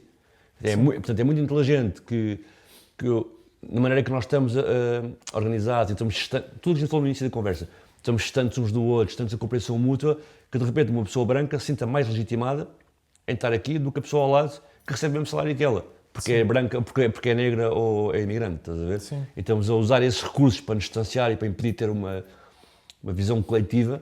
Sim. Estás a ver? Mas sim fracionada e que continua. Aliás, tu vês, este mesmo exemplo que eu dou muito, se é mais geração da tua mãe, mas que lembro quando era miúdo, ficavas assim e era muito dito que a General Motors é do tamanho da Dinamarca. Tu ficavas fogo, uma grande empresa, não é? Não, mas é como estamos hoje em dia. Sim, a Apple é maior do que a maioria dos. Não, o Musk é maior que a África do Sul, que é o país onde ele nasceu, não é? Portanto, é claro. E passámos, também é interessante, passámos de uma. Quando eu era mais jovem, tu não sabias que eram os donos, sabias qual era a empresa e passaste também disso para o individual. Exato. Deixou de ser... Sim, que era o dono da General Motors, não fazia a menor ideia, não é? Houve um momento em que, eu acho que era a Oxfam, faz todos os anos Sim, fazia o relatório de quantas pessoas têm tanta riqueza quanto 50% do mundo. E houve um momento em que eles fizeram, olha, nós percebemos que a China e a Índia estavam a dar-nos factos errados sobre quantas pessoas pobres há em cada país. E depois, quando contabilizaram isso, o número foi de, são 600 pessoas para 8. 8 pessoas, 8 indivíduos têm tanta riqueza quanto 50% do mundo. Sim. Claro que há dinheiro para... Mas quando eu digo que é um problema narrativo, Sim. É isto. Só que o problema narrativo hoje impõe-se de várias maneiras. E pelos mídia e pelos medium, porque neste momento o medium é importante também. Sim, não é? porque o facto que as Facebooks, Instagram, etc., o facto é que, aliás, foi engraçado, eu vi no outro dia um filme, Running Man, e a coisa que eu achei mais surreal naquele filme foi que toda a gente está a ver um canal, toda a gente está a ver a mesma coisa. Em 1980, quando fizeram a primeira versão disso, eu percebo. Hoje em dia, não há ninguém a ver a mesma coisa. O meu algoritmo é completamente diferente de qualquer outra pessoa. Então, as coisas que me vão irritar, que o meu algoritmo vai mostrar para eu estar exaltado, é completamente diferente do teu. Sim, mas algo que é comum, que é o algoritmo mostra-te aquilo que te vai exaltar. Sim, E isso também exato. tem problemas coletivos porque está sempre a motivar-nos para a maldizência, para o dizer mal, para o destruir e não para o construir coletivamente. Portanto, mesmo que seja diferente, o sentimento que quer exacerbar em nós dois é o mesmo, estás a ver? Completamente. E isso é problemático. E outra coisa que é problemática tem a ver com... Por isso que eu falei do medium. E daí o medium é importante, porque o medium está a decidir que o exaltar é a coisa certa. Mas tem outro problema que é, imagina, um pai é capaz de tomar mais decisões sobre a escola onde está o filho em função do que vê no algoritmo do que em função de conversa com os seus filhos. Pois. E tenho 1000 exemplos sobre isso práticos, estás a ver? Sim. Alguns até sobre o que aconteceu estes dias. Eu lembro de pais, por exemplo, que votaram de determinada maneira porque eram contra casa-banhos mistas nas escolas, mas nunca perguntaram aos filhos como é que aquilo funcionava, se aquilo era mesmo assim. Sim. Estás a ver? Isso é bem interessante. Se era uma coisa que incomodava os filhos, até. Nem mesmo... Mas não é só isso, se era assim. Se era assim... Porque assim. aquilo que te passa informação, Pois, estás no claro. algoritmo, é que a casa-banho mista é uma coisa... Que está a ser instalada em todos os sítios. E não é só isso, e promíscua. Sim. Passa que é uma coisa promíscua, que estão órgãos sexuais à mostra de ambos os sexos. É isso que passa, o algoritmo. Mas se tu fores falar com o teu filho, não é nada assim. Tu ficas, Claro que não. também não, mas tu fazes todo o percurso de decisão política à volta do algoritmo e não conversando com... E, portanto, é narrativo por um lado, que temos que vencer essa narrativa, mas também é de medium. E agora, quem não tem acesso a criar mediums, como nós, nesse sentido mais tecnológico, o que a gente faz? Estás a ver? Agora, há outros mídias, a rua é um mídia, Sim. onde tu disputas argumentos, construir coisas coletivas é também, Sim. estás a ver? E é um medium, portanto temos que pensar como é que... Pois, eu acho também uma das... Eu acho que o lado positivo da proliferação de podcasts, nós também temos um, mas é também este lado das pessoas sentirem o facto que não têm controle sobre as narrativas e querem ajudar esse espaço. E o que foi... jornalistas que trabalham para os mídia geralmente são das melhores pessoas para fazerem muitas das investigações que eles fazem. O problema com os mídia, que a razão pela qual ninguém confia neles, geralmente falando, tem muito a ver com mas porquê é que tu estás a mostrar isto e não aquilo? Claro. E é esta a parte que... Mas é uma dúvida legítima. É completamente legítima. Porque as pessoas que estão a fazer ótimo trabalho, porquê é que eles estão a ser ditos para trabalhar nisso e na outra coisa? E outra coisa, que tu neste momento não tens... Pronto, eu também estudei muito isso porque eu fui cronista no DN. Sim. E fui expulso há um ano. Pronto. Mas o que eu quero dizer com isto é... Os donos dos mídias em Portugal não são donos de mídia. Os proprietários são proprietários de outras empresas que têm outros interesses. Sim. E os mídias são o soft power desses outros interesses. Exato. Portanto, o dono do mídia é do mercado de retalho. Isso é o que lhe interessa. O mídia é um soft power para o seu mercado de retalho. Exato. Ou para o seu mercado turístico, estás a ver? E isso depois põe um problema. Aliás, como tu viste agora nos Estados Unidos, que o Bezos comprou o Washington Post, não é? Sim. Mesmo para completamente... Agora já se fala que até a CNN vai... Outro dia foi curioso que eu vi a CBS, acho que foi a CBS, não é grande celeuma, se eu me enganar, mas foi a CBS que mudou de CEO e eles fizeram um editorial filmado, né? Tipo com pivô, falar para a câmara, em que diziam que iam deixar de contratar especialistas sobre assuntos, que iam usar mais a vox, o senso comum para opiniões, não é? Pronto, mas sabes qual é o problema disto? A verdade também é que tu tiveste uma televisão que alimentou determinado tipo de elite a comentar e que de facto não eram especialistas em nada, não é? Eram Exato. pessoas com... Então isso também provocou que as pessoas também se defendam em relação a isso. Claro. Agora... Pronto, porque obviamente quem comprou a CBS foi a pessoa ligada ao Trump, não é? Exato. Mas estás a chegar a este patamar de... Mas é por causa disso que eu também estou a dizer, as pessoas duvidam disso porque é uma coisa séria de duvidar. Já mostraram muitas vezes que falam de coisas e não de outras coisas e fica-se a sentir essa falta. Mas sim... E há outra coisa interessante, só que nós diz. estamos a falar, que é, agora usando os anos 90 como exemplo, não é? Grande parte das reivindicações que nós tínhamos na altura foram adulteradas e são apresentadas pela extrema-direita. Essa cena é engraçadíssima, estás a ver? Sim, porque é uma Ou seja, coisa só de fachada. A questão de nós falarmos dos mídias ter um mercado global de capital e que tinha interesses específicos é usado pela extrema-direita. Sim. A questão das vacinas, não no sentido das vacinas ser uma coisa má, mas de que há evidentemente menos recursos públicos para investigar doenças e mais privados têm interesses específicos. Ou seja, aquela cena clássica que é uma empresa privada pode ter menos ética a arranjar uma cura para uma doença, sabe que tem a vacina, sabe que tem um medicamento que atenua, mas que é mais vantajoso, não é? Portanto, nós punhamos isso tudo em causa e de repente isso é tudo, passou, essa parte dissidente, Sim. passou a ser assumida pela extrema-direita de uma forma completamente... Mas é o que estavas a falar do exército de descontentes agora a estar para de extrema-direita. As narrativas são as mesmas, são cooptadas porque os interesses... Não há escrúpulos no interesse que está por trás. Mas já viste, isso é bem engraçado. Portanto, a capacidade dissidente passou para a extrema-direita, tudo o que era um lado dissidente da esquerda passou aos poucos a acomodar-se, a não ser radical, porque depois perdemos votos. Para conseguirem... Mas coisa também... de fazer parte e não sei o quê. E então perdeste uma capacidade dissidente brutal e Sim. tens pessoal perdido nessa cena. E é por causa disso também, esta importância de imaginação, olharmos para um mundo melhor, porque eu sinto que muitas vezes, quando nós não estamos... nós sabemos porque é que nós lutamos, esse lado de valores, de propósito quase, está claro, em termos de porquê que eu luto, mas para quê? Eu acho que muitas vezes nós estamos a ficar, entre aspas, menos radicais, estamos a ser postos como mais radicais porque está mais Sim, longe. mas não somos. Exato.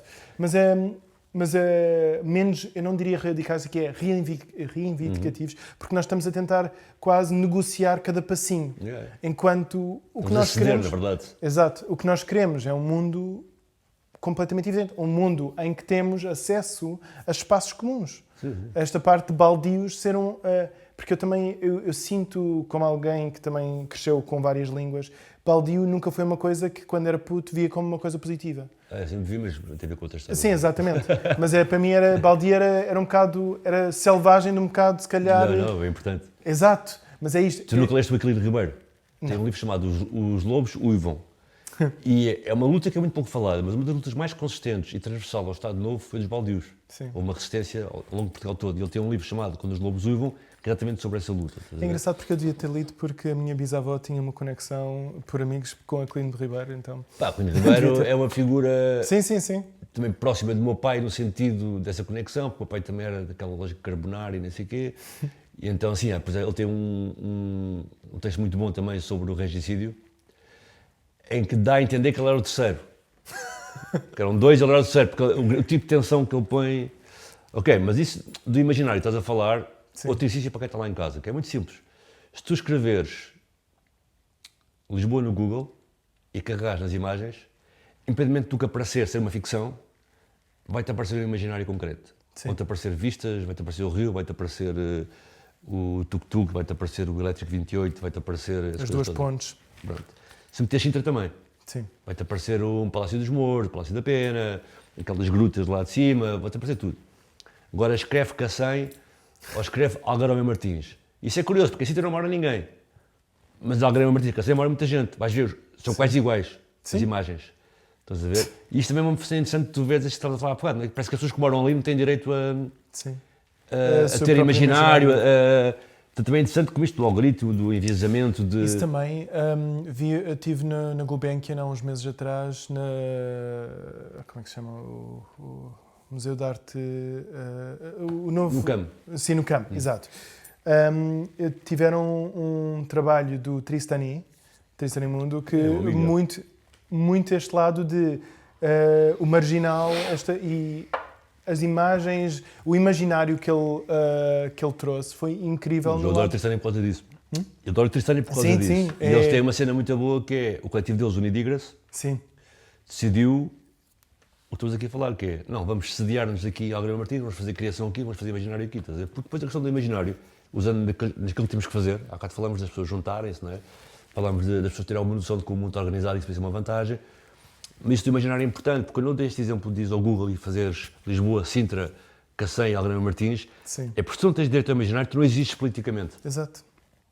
Não é? Ninguém olha para ti politicamente como alguém que é ativo, que quer mudanças. Por acaso falámos também que aconteceu com a Revolução, não é? Sim. Portanto, tens de criar um imaginário para politicamente poderes exigir e existir. Portanto, isso é outro trabalho que temos que fazer, é esse. Uma rua que é um bairro em Lisboa que é muito engraçado, é o bairro Sete Moinhos, que é um bairro incrível, porque quase toda a gente que eu conheço já viu, ninguém sabe o que é. Ninguém lá teve. Só entras lá por engano. Sim, não, mas a coisa é que toda a gente vê, porque quando vais para Duarte Pacheco, vês lá. E então é tipo, é quase essa rua, antes de ires lá, porque é um sítio muito engraçado, é muito fixe em si, mas antes de ires lá, é quase como se fosse uma rua que não sabes para onde é que vai. É um sítio visto de longe, parece acordar imaginário. Vai também à Posidónia da Silva, que é ali perto, também é interessante nesse sentido, porque é mesmo ao pé do antigo Conselho de Ministros, em plena Lapa, e de repente metes assim uma cena antiga operária, interessante. Mas eu gozava muito com a Maria Filomena Mónica, porque ela tem um livro sobre isso, em que ela basicamente diz que está a fazer A5 e engana-se a parar aos 7 domingos. Estás a ver? E ela diz que fica chocada porque não sabia que ainda havia pobres em Lisboa. E depois fez um livro sobre isso, pronto, aquela bem naif, né? Sim. Mas Sete Moinhos é um clássico, é perto também da Bela Flor, já fica nessa zona. Exato.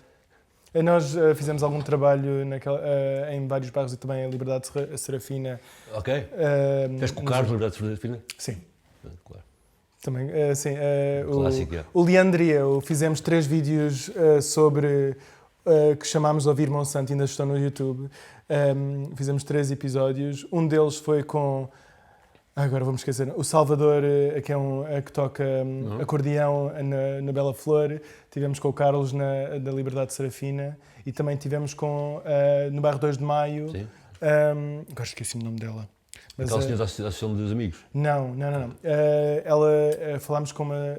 Também conhecemos o Amigos B2M. Também falamos por causa do Gonçalo Folgado, falou disso e tudo. Mas chama-se Luísa? Lara, okay. Mas é porque ela tinha uma cozinha para o bairro, okay. Basicamente. Não, mas eu fiz esse trabalho há muitos anos com o Carlos, fizemos uns projetos de inovação comunitária lá. Sim. Até fizemos um livrinho, posso mandar isso, que tem um conjunto de podcasts das histórias todas de Liberdade Serafina. Pois foi, ele também tinha falado disso. Também foi um bocado... FM na altura, foi há muitos anos. Sim. Mas sim, ele avançou para uma cena na altura de plantar, fazer coisas ali. Skatepark por baixo do viaduto também foi obra desse processo. Também um espaço, um parquezinho mais para cima, sim. Que foi por causa do pique que conseguiram ter. Tive um projeto muito interessante. Foi ali que fizemos a entrevista com o Carlos. Okay. Fizemos um vídeo também. Há um projeto muito as pessoas tinham um projeto muito interessante ali na Liberdade Serafina. Eu não sei se falaram sobre ele. Porque é uma coisa curiosa. Entras nas casas da Liberdade, mais do que na Serafina. Liberdade, para quem está a ouvir, a Serafina é mais o bairro feito de fascismo, aquele bairro das casinhas. Exato. A Liberdade é mais cena dos pátios. Sim. E as pessoas todas têm o aqueduto nas suas casas em quadros, mas quase ninguém entrou nele. Exato. Nós fizemos uma visita. Foi uma das coisas que nós realizámos quando nós estávamos a trabalhar lá. Pronto, fizemos lá uma visita, mas outra coisa que as pessoas queriam na altura fazer era usar o passo social. Exato. Para atravessar o aqueduto. Completamente, porque tu passas em 5 minutos para uma zona completamente da cidade, em vez de teres de atravessar precariamente. São 14 lanes.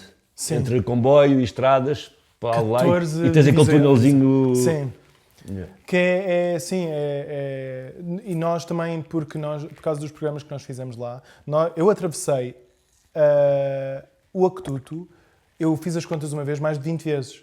Okay. Algumas vezes não saí do outro lado, mas houve várias vezes em que eu tive o privilégio, por causa dos trabalhos que nós conseguimos fazer, atravessar mesmo, eu usei o aqueduto como ponte. Sim. E ficar do outro lado e depois acabámos em Monsanto. E foi sempre, quando nós fizemos mais trabalho também com a comunidade lá, foi também muito vivo esta diferença. Porque não é uma ponte. E, honestamente, para mim devia de ser. Porque... Não, essa ideia é genial, mas o que é genial é ser os moradores a dizerem isso, não é? Perceberem claramente aquilo, dá-lhes acesso à cidade. Sim. E, aliás, o Carlos porque estivemos a falar disso, o Carlos esteve envolvido com um projeto que até tinha um financiamento para pagar uma pessoa para estar lá e não avançou. Que são pena, porque outra vez ótimos projetos que não acabam por acontecer. Então, por exemplo, uma coisa para imaginário, o que tudo vai ser ponte. Não, mas é bem interessante, porque está no imaginário de toda a gente, quem mora ali, o aqueduto é peça basilar. As ruas são todas com os nomes das pessoas que estiveram envolvidas na sua construção. E o pessoal tem azulejos em casa, mas raramente alguém esteve lá dentro. Isso é muito curioso, enquanto no mundo onde nós estamos. Sim, mas sim.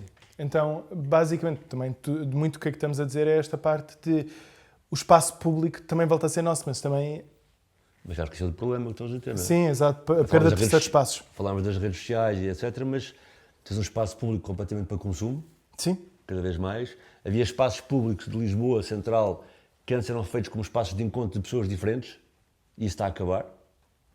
De forma liminar, com uma série de estratégias. Uma delas é a comercialização, portanto, só estás sentado, podes consumir, e para consumir é caro, só podes consumir se tiveres dinheiro, mas com mais truques. Por exemplo, eu lembro um dos eventos que aconteceu na altura do Covid, a seguir, no Adamastor, que houve grande celeuma com o Adamastor, porque o Adamastor era um espaço no centro de Lisboa, perto deste cruzamento entre turistas, pessoas que moravam naquela zona, pessoas que apanhavam os comboios e estavam ali, não é? Portanto, havia um grande cruzamento de pessoas diferentes. Fizeram uma grade, por causa de um hotel, e começaram a fechar aquilo, mas uma cena interessante que aconteceu no Covid depois, quando acabou o Covid, ainda havia aquela questão de tu não podias atravessar os concelhos, lembras-te? Sim.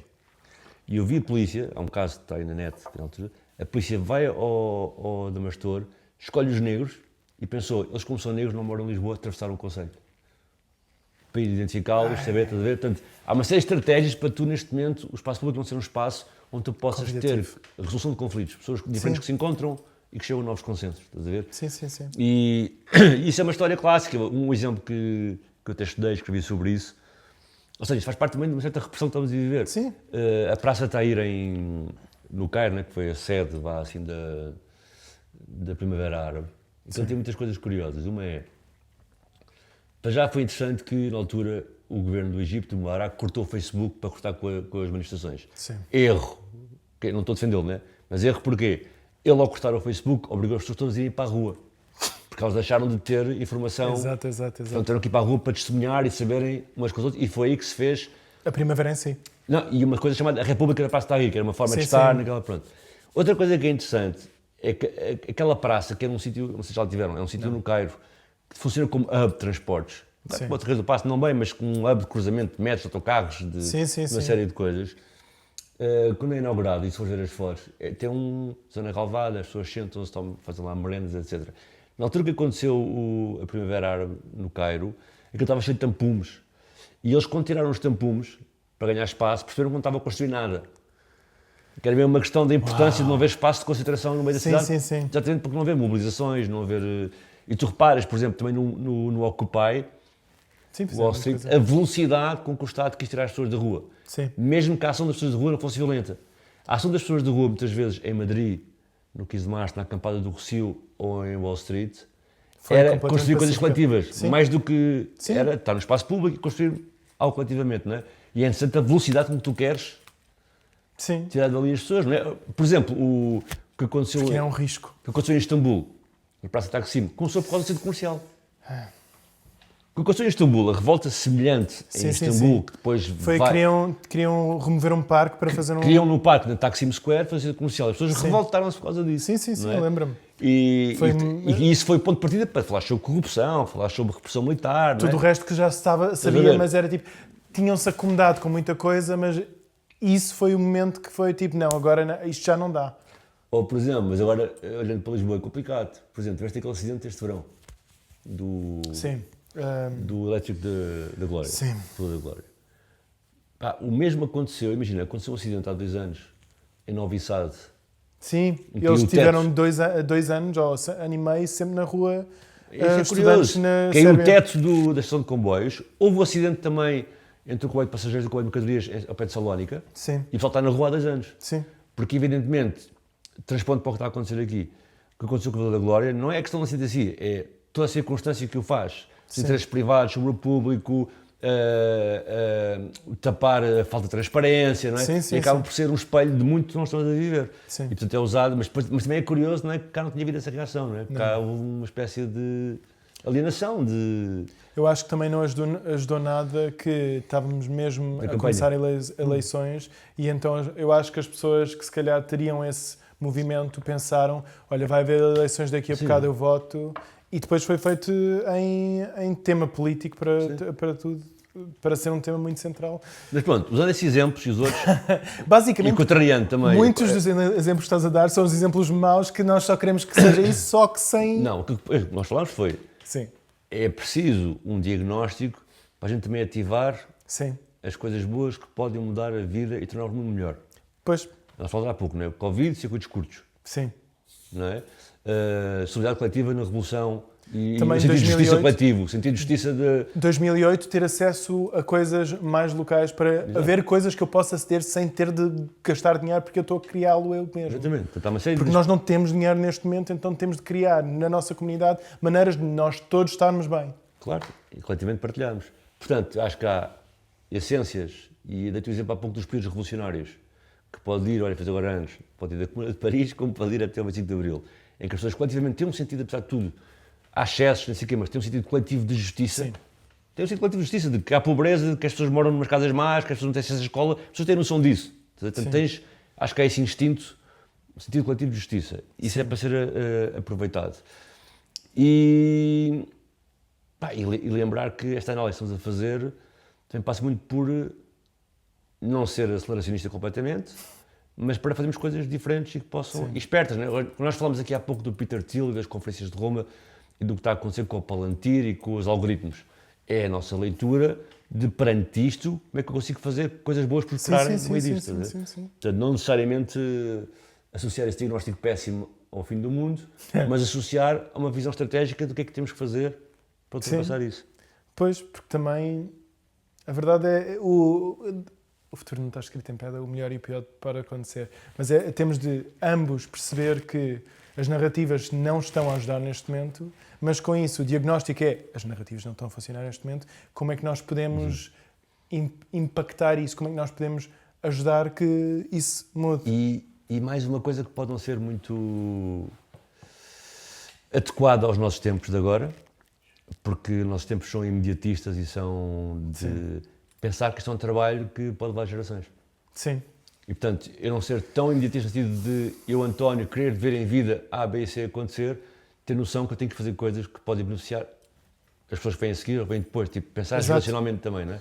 É engraçado porque eu sempre ouvia, tipo, nós temos que pensar 8 gerações à frente, é uma coisa muito indígena de pensar 8 gerações à frente. E hoje, há uns dias, há umas semanas, eu ouvi uma outra versão disso, que é 8 gerações, 4 para trás e 4 para a frente. É não, 4 para trás saber sobre o que é que nós estamos a construir. Estás a ver? O diagnóstico depois conseguires. Exatamente. E 4 para a frente porque nós estamos a construir coisas para não sermos só nós a usufruirmos. Sim, mas o que eu acho é que muitos de nós têm, necessariamente apontamos uma espécie de ego trip. Sim. De querer ver os seus desejos consumados. Mas nós não temos tempo, nós literalmente nós não temos tempo para continuarmos a fazer os mesmos erros de isto tem tido, não temos tempo para a urgência. A urgência já não... Agora, para fazermos as coisas bem, é preciso começarmos a trabalhar juntos. Mas sabes que aquilo que, juntando ao resto da conversa, tu achas da questão do indígena, não é? Sim. O facto de ter sentido memória coletiva permite fazer isso. Sim. Estás a ver? E muitos indígenas têm essa memória da sua história. Sim. E faz lembrar um bocado, e nós vemos muitas vezes em Estados-nações que são ficções também. Sim, completamente. Não é? Que são inventados. E faz lembrar um bocado, olhando, por exemplo, ao Vietnã. Não é? Não digo enquanto Estado-nação construído, mas aquele povo que estava ali, não é? Sim. De facto, aquilo, se olhares para as guerras que eles tiveram, eles têm uma noção coletiva de onde é que eram e para onde queriam ir. Não estou a dizer onde chegaram, onde queriam ir, mas no sentido mais de independência, não tanto do que estão a fazer, mas da sua independência. Sim. Porque eles tiveram sob a alçada dos japoneses, sob a alçada dos chineses, depois vieram os franceses, depois vieram os americanos, morreram milhões e sempre aquela objetiva do conhecimento claro de quem é que eles são, de onde é que vêm, para onde é que querem ir, não é? Não vale a pena, nós vamos conseguir. Não é? Isso é um pensamento que para nós é muito difícil de imaginar, porque envolve milhões de mortes, não é? Sim. Mas em todos os textos que eu li dele havia essa questão de, não, tipo, não é? Isto é geracional, nós vamos lá chegar. E são exemplos extremos. O que eu estou a dizer é bem importante ver onde tu vens e pensar que o ponto de chegada não deve ser uma ego trip nossa pseudo-revolucionária que vou ficcionar aqui. Eventualmente olhar com seriedade para isto e pensar no que podemos fazer para aos poucos irmos ganhar os nossos pontos. E como tu disseste, a batalha não começou hoje, começou ontem. E só assim é que dá para... Sim, nenhum movimento que existe hoje não tem genes de outros sítios, inspirações nos zapatistas, inspirações nas mudanças todas que ganhámos até agora. Então também para irmos para esta última parte do podcast de como é que chegamos para um espaço melhor, o que é que nós temos de fazer hoje em dia, o que é que nós podemos fazer hoje para começar a mudar as narrativas, para começar a ter, apropriar-nos de alguma forma dos terceiros espaços, não sei se é assim que se diz em português, third spaces em inglês, destes espaços comuns. O que é que podemos fazer hoje? Pronto, eu não quero entrar numa narrativa assim um bocado superficial, tenho um bocado de medo de... O que é que tu fazes hoje? Tinha um bocado de medo daquela questão, agora há muito que é mais empatia e mais amor. Porquê que eu tenho um problema com isso? Não, mas eu tenho um problema com isso. Porque isso é um sítio que também tu crias, não é à toa. Não é? Exato. Eu não nasço e agora tenho amor, ou seja, tu crias circunstâncias políticas, sociais e comunitárias para poder exercer isso. Exato. Portanto, eu tenho um bocado de medo dessas... não, a gente tem que, de facto, tem que estar num sítio específico, intelectual... Eu diria que o mais importante era a paciência. De contacto, Teres a paciência de estares nesses espaços e ouvires. Exatamente. E não estares reativo logo de início. Pronto, isso por um lado. Depois acho que hoje em dia as pessoas não ouvem, tu agora falaste sobre isso, e isso é uma estupidez, não estou a dizer isto numa questão de até altruísta, até egoísta. Se tu não ouves, não vais aprender, estás a ver? E há uma tendência grande de não ouvires, portanto tens que ouvir mais, e acho que é construir coletivamente, e sinceramente, se nós não estamos montados num sítio que nós reconhecemos com validade para nos gerir, nós devemos construir os nossos locais. Sim. As nossas comunidades, os nossos sítios, os nossos espaços de solidariedade, os nossos espaços revolucionários, devemos fazer isso. mais do que impor Sim, não. aos outros, começar a criar isso e fazer com que isso contagie e permita formas de estar que também são diferentes daquelas que estão a ser usadas para nos fazerem validar a narrativa hegemónica que nós já falámos. Sim. Que criámos, como há pouco disse, os nossos mídias também. Os nossos mídias não é só os podcasts, é a forma como estamos juntos, Exato. a forma como estamos na rua, com construir coletivos. Isso é uma forma também de dissipar a mensagem e construir algo coletivo, estás a ver? Portanto, eu acho que as pessoas devem, antes de tudo, construir coisas entre elas. E acho que é isso. Sim, também eu lembro-me sempre de um momento, foi um momento um bocado tenso, mas acaba por ser muito bonito para mim em termos de cristalizar umas ideias que já tinha. Tivemos no bairro 2 de no bairro 7 Moinhos. Nos 7 Moinhos tivemos uma conversa em que conseguimos que alguém da freguesia, porque isso é parte da freguesia de Campo Torico, juntar-se, estar lá também. E a tensão era, de um lado, a freguesia não quer ser responsável e, do outro lado, bairristas a culparem esta tensão normal que nós conhecemos. E eu já sinto há muito tempo uma coisa de nós facilmente delegamos as nossas responsabilidades com o nosso espaço, o espaço envolvente, porque também freguesias e municípios estão sempre a dizer isto é nosso. Depois acontecem coisas como na Graça e em Chelas que... Não é por acaso quando tu metes flores no espaço público em Lisboa, mesmo que sejas de classe média alta, a Câmara vai lá tirar. Exato. Não é? Então esta primeiro, de um lado, nós delegamos também porque é apropriado essa ownership, isto é nosso. Mas do outro lado, não há responsabilização do lado mesmo das freguesias e das câmaras em muitos momentos porque eles estavam lá de forma defensiva. Já vão para lá assim, porque também sabem, não é? Que não... Sim, sabem, mas a coisa é... Eu nem estou a culpar... Eu percebo porquê, mas a parte de querer criar uma conversa, claro, de um lado, porque as pessoas lá também foram incutidas para delegarem essas competências. Foi deleguem porque é melhor. Não necessariamente. Eu gosto de ter conexão com onde vivo, então é bom também termos essa conexão. Então parece que há tempo que precisa de acontecer para ambos os lados estarem mais a conseguirem co-criar. Sim, mas quem tem a responsabilidade disso, em tese, é a Junta, não é? E uma tese como Campo Torico, obviamente, vai dar toda a atenção ao Jardim da Parada e vai ignorar os 7 Moinhos. Não é? Claro. Pronto, isso acontece sucessivamente, ou vai ignorar lá embaixo e ao Loureiro, que é o que acontece. Agora, temos de ter cuidado com uma coisa, que eu acho interessante na nossa prática política pública, que é, e falamos há pouco, que tem a ver com o comum, com a questão do comum. Se o Estado não entra, eu não vou ficar também só olhar para o céu, não é? O Estado não entra no meu espaço público e eu tenho crianças, eu vou construir um espaço coletivo para as crianças. Eu vou construir um campo de futebol. Eu vou fazer por mim. Sim. Mas quando o Estado entra, a questão muda de figura, porque o Estado normalmente entra nessas comunidades, a olhar para essas práticas dessa maneira e pensa, tu dou-vos aqui um materialzinho e vocês fazem com esse materialzinho reciclado as vossas coisas. Sim. E já conheço outras comunidades que dizem, não. E vou usar mesmo Campo Torico como exemplo.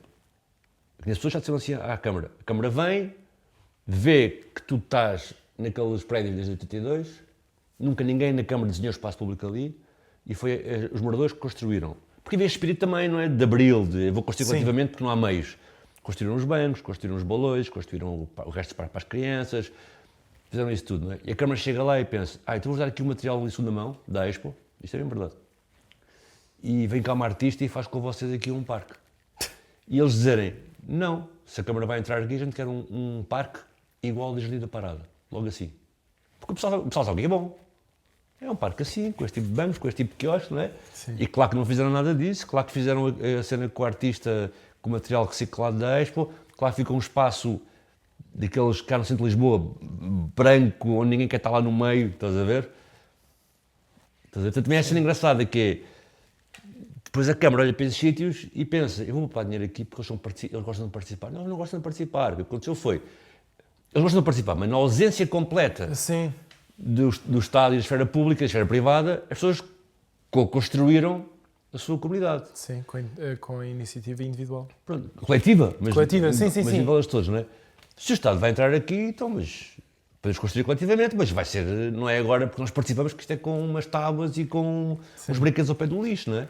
Não, porque a gente sabe o que é bom, o que é um bolo sem condições, o que é, estás a ver?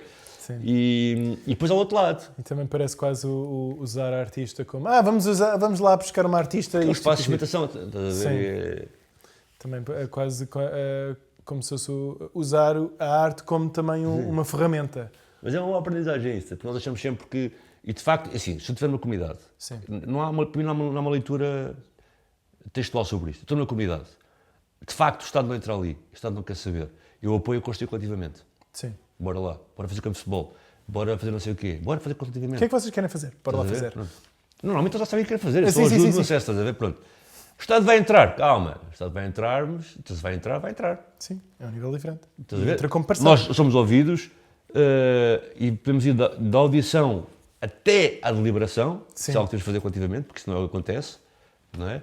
Acham que um post do Facebook a perguntar o que os moradores acham, ou uma ação que eles já basta, não, é Não. dali a deliberação, e tu garantes que vais ter material de qualidade, sustentabilidade humana, um olhar coletivo e comunitário sobre aquilo, estás a ver? Mas Sim. não, o Estado quando entra é tipo, estão umas tábuazinhas aí, vocês desarrascam, não, o Estado É vai entrar para eles serem parte do resto da cidade, porque as pessoas que Exato. moram nestes territórios têm consciência que estão dentro do mapa da cidade, Sim, mas que não fazem parte da cidade. completamente.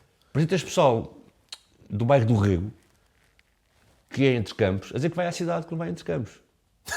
Não estás a ver? E portanto, não, as pessoas, ou seja, What? é um instinto de saber que não fazes parte da cidade. Sim, não, Porque se claramente. tu associas cidade com cidadania, sabes o que é que vem à volta? Sim, Vem óbvio. de direitos e de ver não sei o quê.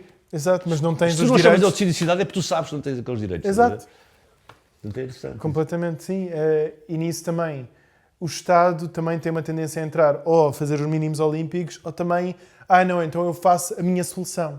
E ambas essas soluções, essas posturas estão erradas. A postura certa é entrar como parceiro. Eu faço parte deste processo agora. Como é que nós podemos juntos fazer um processo de, como estavas a dizer, de início ao fim? Mas é o clássico. Campo de futebol, igual. Tu tens, assim, estes territórios que nós estamos a falar são territórios muito novos. Sim. A baliza Nós parte. estás a dizer jovens Sim. Comparados com o resto do país. Sim. Baliza à parte, o que é que tu vais dizer? Não é falta de manutenção? Não, vais culpar os moradores. E eu penso, Utilizam mal o espaço. um espaço que tem dezenas de jovens a concorrer para estar lá, sempre agarrados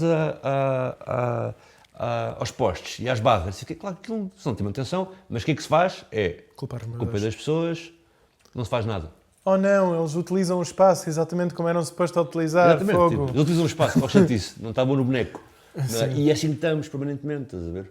Sim. Materiais, eu tenho casas aqui perto em que se eu dou um murro vou para a casa do vizinho. Eu tenho sítios aqui de bairros de construção coletiva públicos em que a terra cedeu, porque estou em cima de areias, Sim. e o elevador, como é puxado na vertical, bate na parede quando está a subir. Uau. Está tipo pum, pum, pum, pum.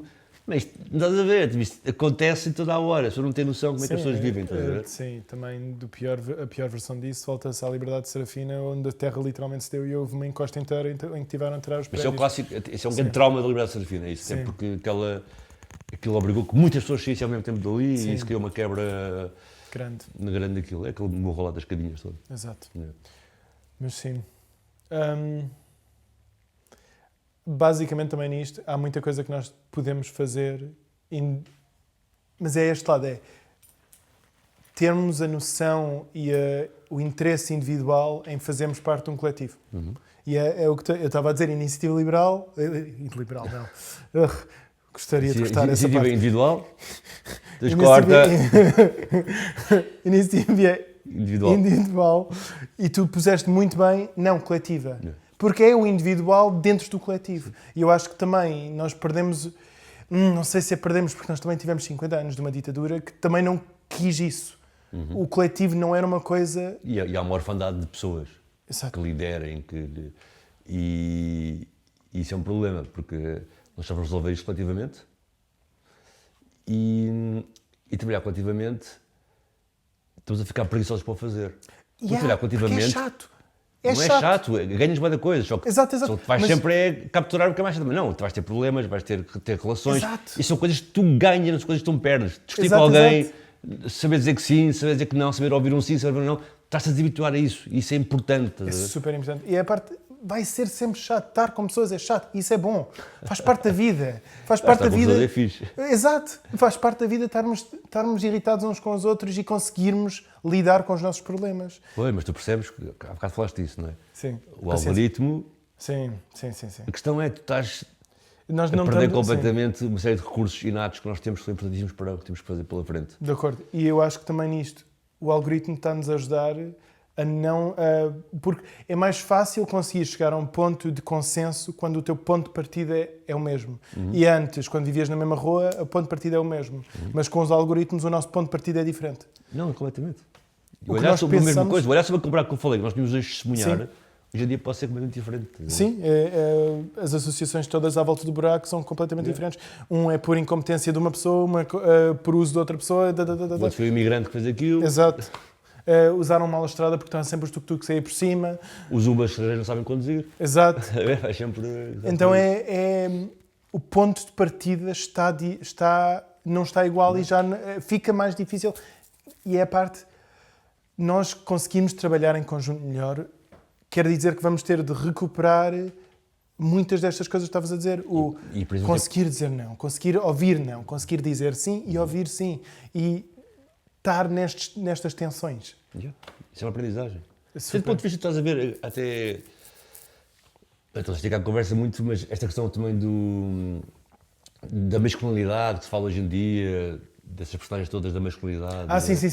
Sim. É curioso como isto também vem muito de haver uma subtração na tua vivência enquanto criança e jovem do relacionamento com o outro, ao ponto que tu não sabes, tu não te permites ouvir um não, porque achas que vai ser desastroso e vai ser humilhante para o resto da tua vida. Exato. Então a solução é ficares fechado em casa, no teu imaginário, no teu computador, não te relacionares com a pessoa que sexualmente te agrada, seja mulher ou homem, estás a dizer? Sim. Tens medo do não, tens medo, vais a uma aplicação que é mais segura, a pessoa está afim, estou afim, mas está na rua, estás a ver? Sim. Tentar isolar as pessoas e achar coisas sobre os outros que não são reais, Exato. porque tu não tens a experiência real dessa confrontação para cresceres com ela, não é? E estás a ter uma prática de te ausentares de ter essas experiências, ausentares de seduzires alguém, de seres seduzido, de ouvires um não, de seres coisas sobre ti que tu não conheces e percebes para outra pessoa isso, Sim. estás a ausentar cada vez mais disso, não é? E nisso, o engraçado nisso é essa sedução, esse jogo, não só de um lado de um parceiro, um companheiro, mas também do lado só de amigos. Sim. Fazer amigos que não estão Mas tu hoje padronizados de onde é que tu vais buscá-los, seja o emprego online, onde tu estiveres nas redes, escolas, universidades. Pá, eu já tive miúdos de 15 anos e 14 a perguntar-me literalmente como é que eu fiz amigos. Mas a perguntar-me nominalmente. Sim. A perguntarem aquele teu amigo, o A, Como é que o e a B, conheceste? e a C, literalmente como é que tu conheceste, como é que ficaram amigos. Por haver de facto a falta de recursos em compreender. Sim. E também a minha geração ainda teve acesso a third spaces, um bocado, ainda temos este imaginário ainda está vivo. Eu sei que a geração a seguir a minha já não tem esse imaginário. E eu acho que também foi por causa da crise, esses momentos em que estavam a crescer, já era não ir vivenciar as coisas lá fora. Tipo, o espaço público acaba por não ser nosso mais. Eu acho que assim é também criar imaginário também acontece ao fazermos as coisas. Então como é que nós conseguimos passar mais tempo no espaço público e, entre aspas, ocupar o espaço público com a nossa presença ativa. E isto volta muito à coisa que estavas a dizer no início de tu não foste o último dos teus amigos a ter telemóvel, então antes de terem telemóvel, estar lá meia hora só à espera e estar no espaço. Isso já passou, eu sou um agarrado agora. Sim. Sou agarrado, notificações de todo claro, lado, toda a hora, não é? Mas eu queria dizer mais Mas tens razão. esta cena de estarmos presentes no espaço e ser normal só estar e o meu amigo vem quando vem, está tudo bem, eu estou aqui cedo também porque eu quero estar E houve uma vez, recentemente, que eu já não tinha ido à bica, basicamente, há muito tempo, e fui lá ter com os amigos e estava um bocado cedo, dei uma volta e fiquei um bocado, tipo, eu já não reconheço isto da mesma forma como estava. Eu faço isso com a minha filha e não reconheço, não consigo mostrar o que tu estás... onde é que o pai teve durante 20 anos todos os dias. Não consigo, tipo, não há nada sobre nada, a não ser o calhau, não é? E isso também é interessante, a cena do calhau, porque o calhau sempre foi uma relação que nós tínhamos com o espaço e que estamos a deixar de ter. Ou seja, eu lembro que a primeira vez que eu vi uma aplicação de metros foi em Nova Iorque, em 2010, e fiquei chocado na altura. Porque qual era a razão dos meus amigos que tinham aplicação? A aplicação, porque imagina, a pessoa faz aquele percurso todos os dias, parte do princípio que ela não precisa de uma aplicação para fazer aquele percurso. Ela diz, não, porque às vezes aqui em Nova Iorque há linhas que fecham, linhas novas que abrem. Sim, precisas saber para onde é que ir. E eu digo, ok, está bem. Mas era para mim impensável, né? Entrar em Campo Pequeno e não saber que a seguir é entre campos, ou a seguir a Saldanha, né? É óbvio para mim. Sim. Pronto, isso por um lado. Outra coisa que era óbvio para nós era os espaços coletivos, fossem públicos ou privados, duravam uma imensidão de tempo. Né? Para mim, na minha geografia, a Camponesa é aquele café que está ali há 100 anos e vai lá estar. Sim. O estádio não vai voltar lá. Não é? E de repente, isso é importante porquê? Porque nós éramos menos sós, tanto sozinhos. Sim. Porque eu saía de casa, confiançudo, sem falar com ninguém, ia para aquele sítio. Sim. E sabia que podia fazer uma coisa de horas ali, que até podia dormir em casa a partir daquele ida para aquele sítio, não é? Tu hoje já não tens isso. E isso é brutal, que também muda a maneira como tens o teu corpo. Isso por um lado. Outro Sim. lado, até nos manifestos eu vejo isso. Voltando à questão da dissidência de há pouco. Sim. O pessoal mais novo brincou um pouco na cidade. Tem poucos recursos de como mexer-se na cidade, que muros saltar, que coisas subir. Sei lá, eu quando era... Estás a ver a avenida? Sim. Da Liberdade? Sim.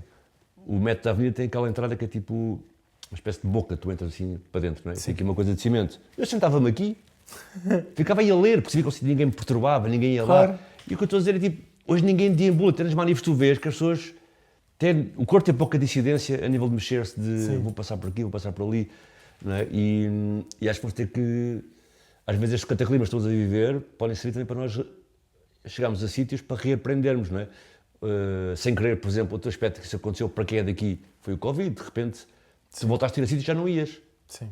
Eu deixei de ir a Nossa Senhora do Monte, como é óbvio que é um sítio onde eu passei imenso tempo quando era miúdo a ver a vista, não é? Mas deixei de ir, deixei de ter acesso ao Varandim, está sempre cheio, não é? Então, de repente estou-me a reconectar com os espaços onde eu já não ia há anos, não é? E acho que às vezes, não pensando no mal, mas temos que agarrar também em coisas que estão a acontecer, mas para aprender a forma como temos de fazer as coisas de maneira que sejam os melhores uns com os outros. Sim. E é isso. Sim, sermos melhores com os outros, eu acho que é um ótimo ponto para acabar. Tá bem. Muito obrigado, António, conversa, por esta conversa. Acho que já falamos de muita coisa. Sim. Deambulámos, mas isso também é fixe. Deambulámos pela conversa da mesma maneira como tínhamos de elaborar possibilidades. Há mais fixe. alguma coisa que ainda queiras? Não, tranquilo, estou tudo bem. Muito obrigado por esta conversa, foi um grande prazer. E sim, muito obrigado por ouvirem. Pá, não foi assim muito direcionada a conversa, foi assim mais... Ótimo, ótimo, mas, ótimo mesmo. Acho que também é fixe deambular. Sim.